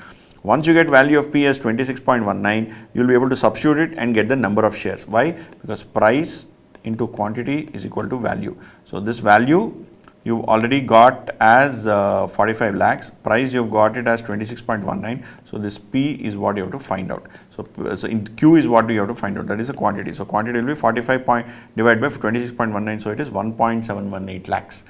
Okay, now impact of buyback on EPS, how do you compute EPS? Same PAT divided by the lower number of shares. So number of equity shares after buyback is reduced to 13.2 lakhs. and EPS is your, what is current EPS? They have given EPS as 4. So 4 into 15 lakhs is original PAT. The PAT will remain the same, so which is 60 lakhs. So 60 lakhs divided by 13.282, you get 4.52. So EPS has increased from 4 to 4.52. Right, so that is the answer to this question. So it is there are slightly additional points that you have to learn in this particular question compared to what earlier problem you solved in buyback. Okay, now let us go to this question number 44 from May 22 RTP, and in this there is one tricky point which I wish to highlight, which I don't think is there in this, but I will anyway highlight it to you. Mr. A is holding 1000 shares at the face value of rupees 100 each of Ms. ABC Limited. He wants to hold these shares for long term and has no intention to sell. On 1st of January 2020, he has XYZ made a short sales of shares of ABC and approached A to lend his shares under stock lending scheme with the following terms. So they wanted a stock lending. This is why I want you to note this particular problem. A is holding the shares of ABC. XYZ has sold the shares, but XYZ doesn't have it, so XYZ will borrow from A. So XYZ does not have shares. A has shares. So XYZ has borrowed shares of ABC Limited from A. Okay. Now when you borrow shares, what happens when you borrow? There is a whole mechanism called stock lending mechanism. You can borrow and short. You can borrow and sell basically. Right. So the question, what are the under following terms? What are the terms? Shares to be borrowed for 3 months from some period. Lending charges or fees of 1% to be paid every month on the closing price of the stock quoted in the stock exchange. Bank guarantee will be provided as collateral for the value as on so and so date, as on 1st of Jan, because it was taken on 1st Jan. Other information, bank guarantee is 8% per annum, and on 29th of February 20, ABC declared a dividend and of 25%. Now is the dividend being paid or is it just declared? Very important point. Is it paid or not? In this question, they have not given clarity. You have to assume, you have to make an assumption that it is also paid. You can also make an assumption it is not paid. I will tell you what will happen if you make an assumption it is not paid. Okay. Now, ABC Limited share quoted in stock exchange on various dates is 1/1, 31/1, 29/2, 31/3, following are the prices in 2 scenarios. You are required to find out earnings of A through stock lending scheme in both the scenarios, earnings of A during the period in both the scenarios. First one is through stock lending, second one is total earning. So please note, stock lending earning is different, total earning is different. From stock lending earning, you also make additional earnings. We will see what they are. And what is the profit to XYZ shorting the shares using this scheme. So if you come to A, both scenarios, what is the stock lending earnings? Stock lending earnings, you will first make earnings on lending fee. That is the only earning that you will make by lending stocks, right? It is 1% of the value that is outstanding at the end of the month. What have they given it? No, lending fees will be 1% to be paid every month on the closing of the stock price quoted in the stock exchange. So every month, whatever is the closing price, so 31/1, 29/2, 31/3, you take the closing price, multiply by 1000 shares, you paid 1%, and it is also not annum. It is just directly 1%. So 31/3, 1%. 1020 into 1% and 980 into 1%. So you get basically this value, 10 rupees, but you do it for 1000 shares. So you multiply the total earnings over 3 months, multiplied by 1000, you get 31,100 and 28,800 on both the scenarios. Then total earning. What is the total earning? If the dividend is declared, what happens is XYZ has borrowed from A. When you borrow from A, if there is a dividend declared, A needs to be paid the dividend. A needs to be paid the dividend. Even though this fellow has borrowed from A and sold off the stock, he sold off, let's say, to PQR. Now, PQR is getting the dividend. XYZ is not getting the dividend. But when PQR gets dividend, the stock price will fall. On that day, XYZ is supposed to reimburse the dividend to A. Why? Because he is still the owner. A has not sold the stock. A has only lent the stock to XYZ. Okay, so A is also supposed to earn the dividend. How much is dividend? 25 rupees per share, or 25% they mentioned, no? Face value of 100 and 25%, so 25 rupees per share. So they'll get 25 rupees extra. So the 25 rupees plus 31.1 into 1000, you'll get 56,000 here and 53,000 here. Now here, this is making an assumption that the dividend is declared and is also paid within that period. However, if it is not paid, then you may not consider this value. Okay, but in some cases you may say, no sir, dividend is already declared, so hence I will consider it earnings and all. That's your choice. Make an assumption and note it. But I would strongly suggest don't do that. However, coming to what is the gain that XYZ has made. Here also again 2 scenarios. Has the dividend been paid or dividend not been paid? So if the dividend is been paid, then dividend is an outflow for them. So you have to also add minus 25 here. The dividend is not paid, then that is no longer relevant. So what are the gains or loss for XYZ? One, they have to pay the lending fees. Second, they have to pay the bank guarantee commission. How is bank guarantee commission computed? Bank guarantee commission is on 1st of Jan, whatever is the value, which is 1000 rupees, into 8% per annum for 3 years. 8% is for 1 full year, but you are doing it for 3 months. So 1/4 of a year. So 8% by 1/4 is 2 rupees, right? But 2 rupees on how much? On 1/4 of 8% is 2%. 2% on how much? On 1000 bucks, so which is 20 rupees. So you also have to make payment of 20 rupees. Now, how will you account for this dividend? If the dividend is paid, you will account. If dividend is not paid, you will not account. On top of this, there is a third thing, gain or loss on shorting the shares. It's not shortening, right? It's shorting. So how do you make a gain or loss? So initially you sold it off. XYZ sold off the shares on 1st Jan. At what rate? 1000. But then subsequently the share price increased to 1050. So I have sold it at 1000. Now I have to buy back at 1050. I am making a loss of 50. Whereas here I have sold off at 1000. The price has come down to 940. So if I buy back, I will buy back at 940. So I will make a gain of 60. So you will show this 50 and 60. 50 as a loss and 60 as a gain, and then compute the total gain or loss on shorting the shares. However, please note one point, my dear friends. If the dividend were declared on 29th of February, and assume that it is paid, for argument's sake, let us assume it is paid. If it is paid, the price of the share immediately will come down. Dividend is paid, the price of the share will come down to the extent of the dividend value. At least in the first case, I am not seeing that. The price of the share has gone up. And if the price of the share has come down, right, and you also pay this 25 rupees as dividend reimbursement, then the price of the share has come down. So then, you will not be making a loss, but you will be making a gain. If the price comes down, or your loss will reduce. Even if you don't make a gain, your loss will reduce. Here that is not clear. Because they have said, had they said no, that the dividend is paid on 29th Feb and the price also got adjusted to the extent of the dividend value. If they mention that, no, then we can consider this as the price directly. However, here it is not clear. Okay, so in examination, I would strongly suggest make very, very clear assumptions about whether dividend is paid or not. If it is paid, it is adjusted for both the people. If it is not paid, it is not adjusted for both the people. Okay, please remember that, and you finally compute the total gain or loss that is made by the person who is shorting the shares. If the dividend is paid by him or her, that dividend value also will get adjusted in the total gain. So here they computed directly 101 into 100, but you also have to do 101 into 1000, but you also have to add another 25,000 as loss if the dividend has been paid. So that will make it as 126 100, and here it will be minus 25,000, it will be 13,800 as the loss. In both cases it will be a loss which appears unlikely. Right. So which is why I am saying you have to make assumptions that suit the question that is given in the exam.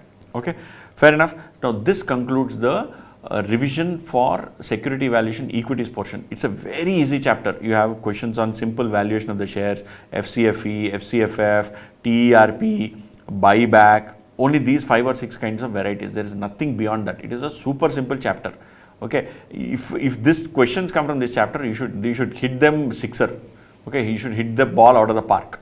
Okay, fair enough. So I hope you have understood everything. If you have any doubts, queries or anything, please feel free to reach out to us. The links to this particular compiler, our formula sheet, our theory compiler, everything is available as part of the description of this particular video. And also, of course, the important questions list is also given. Fair enough. All the very best and do well in your exams.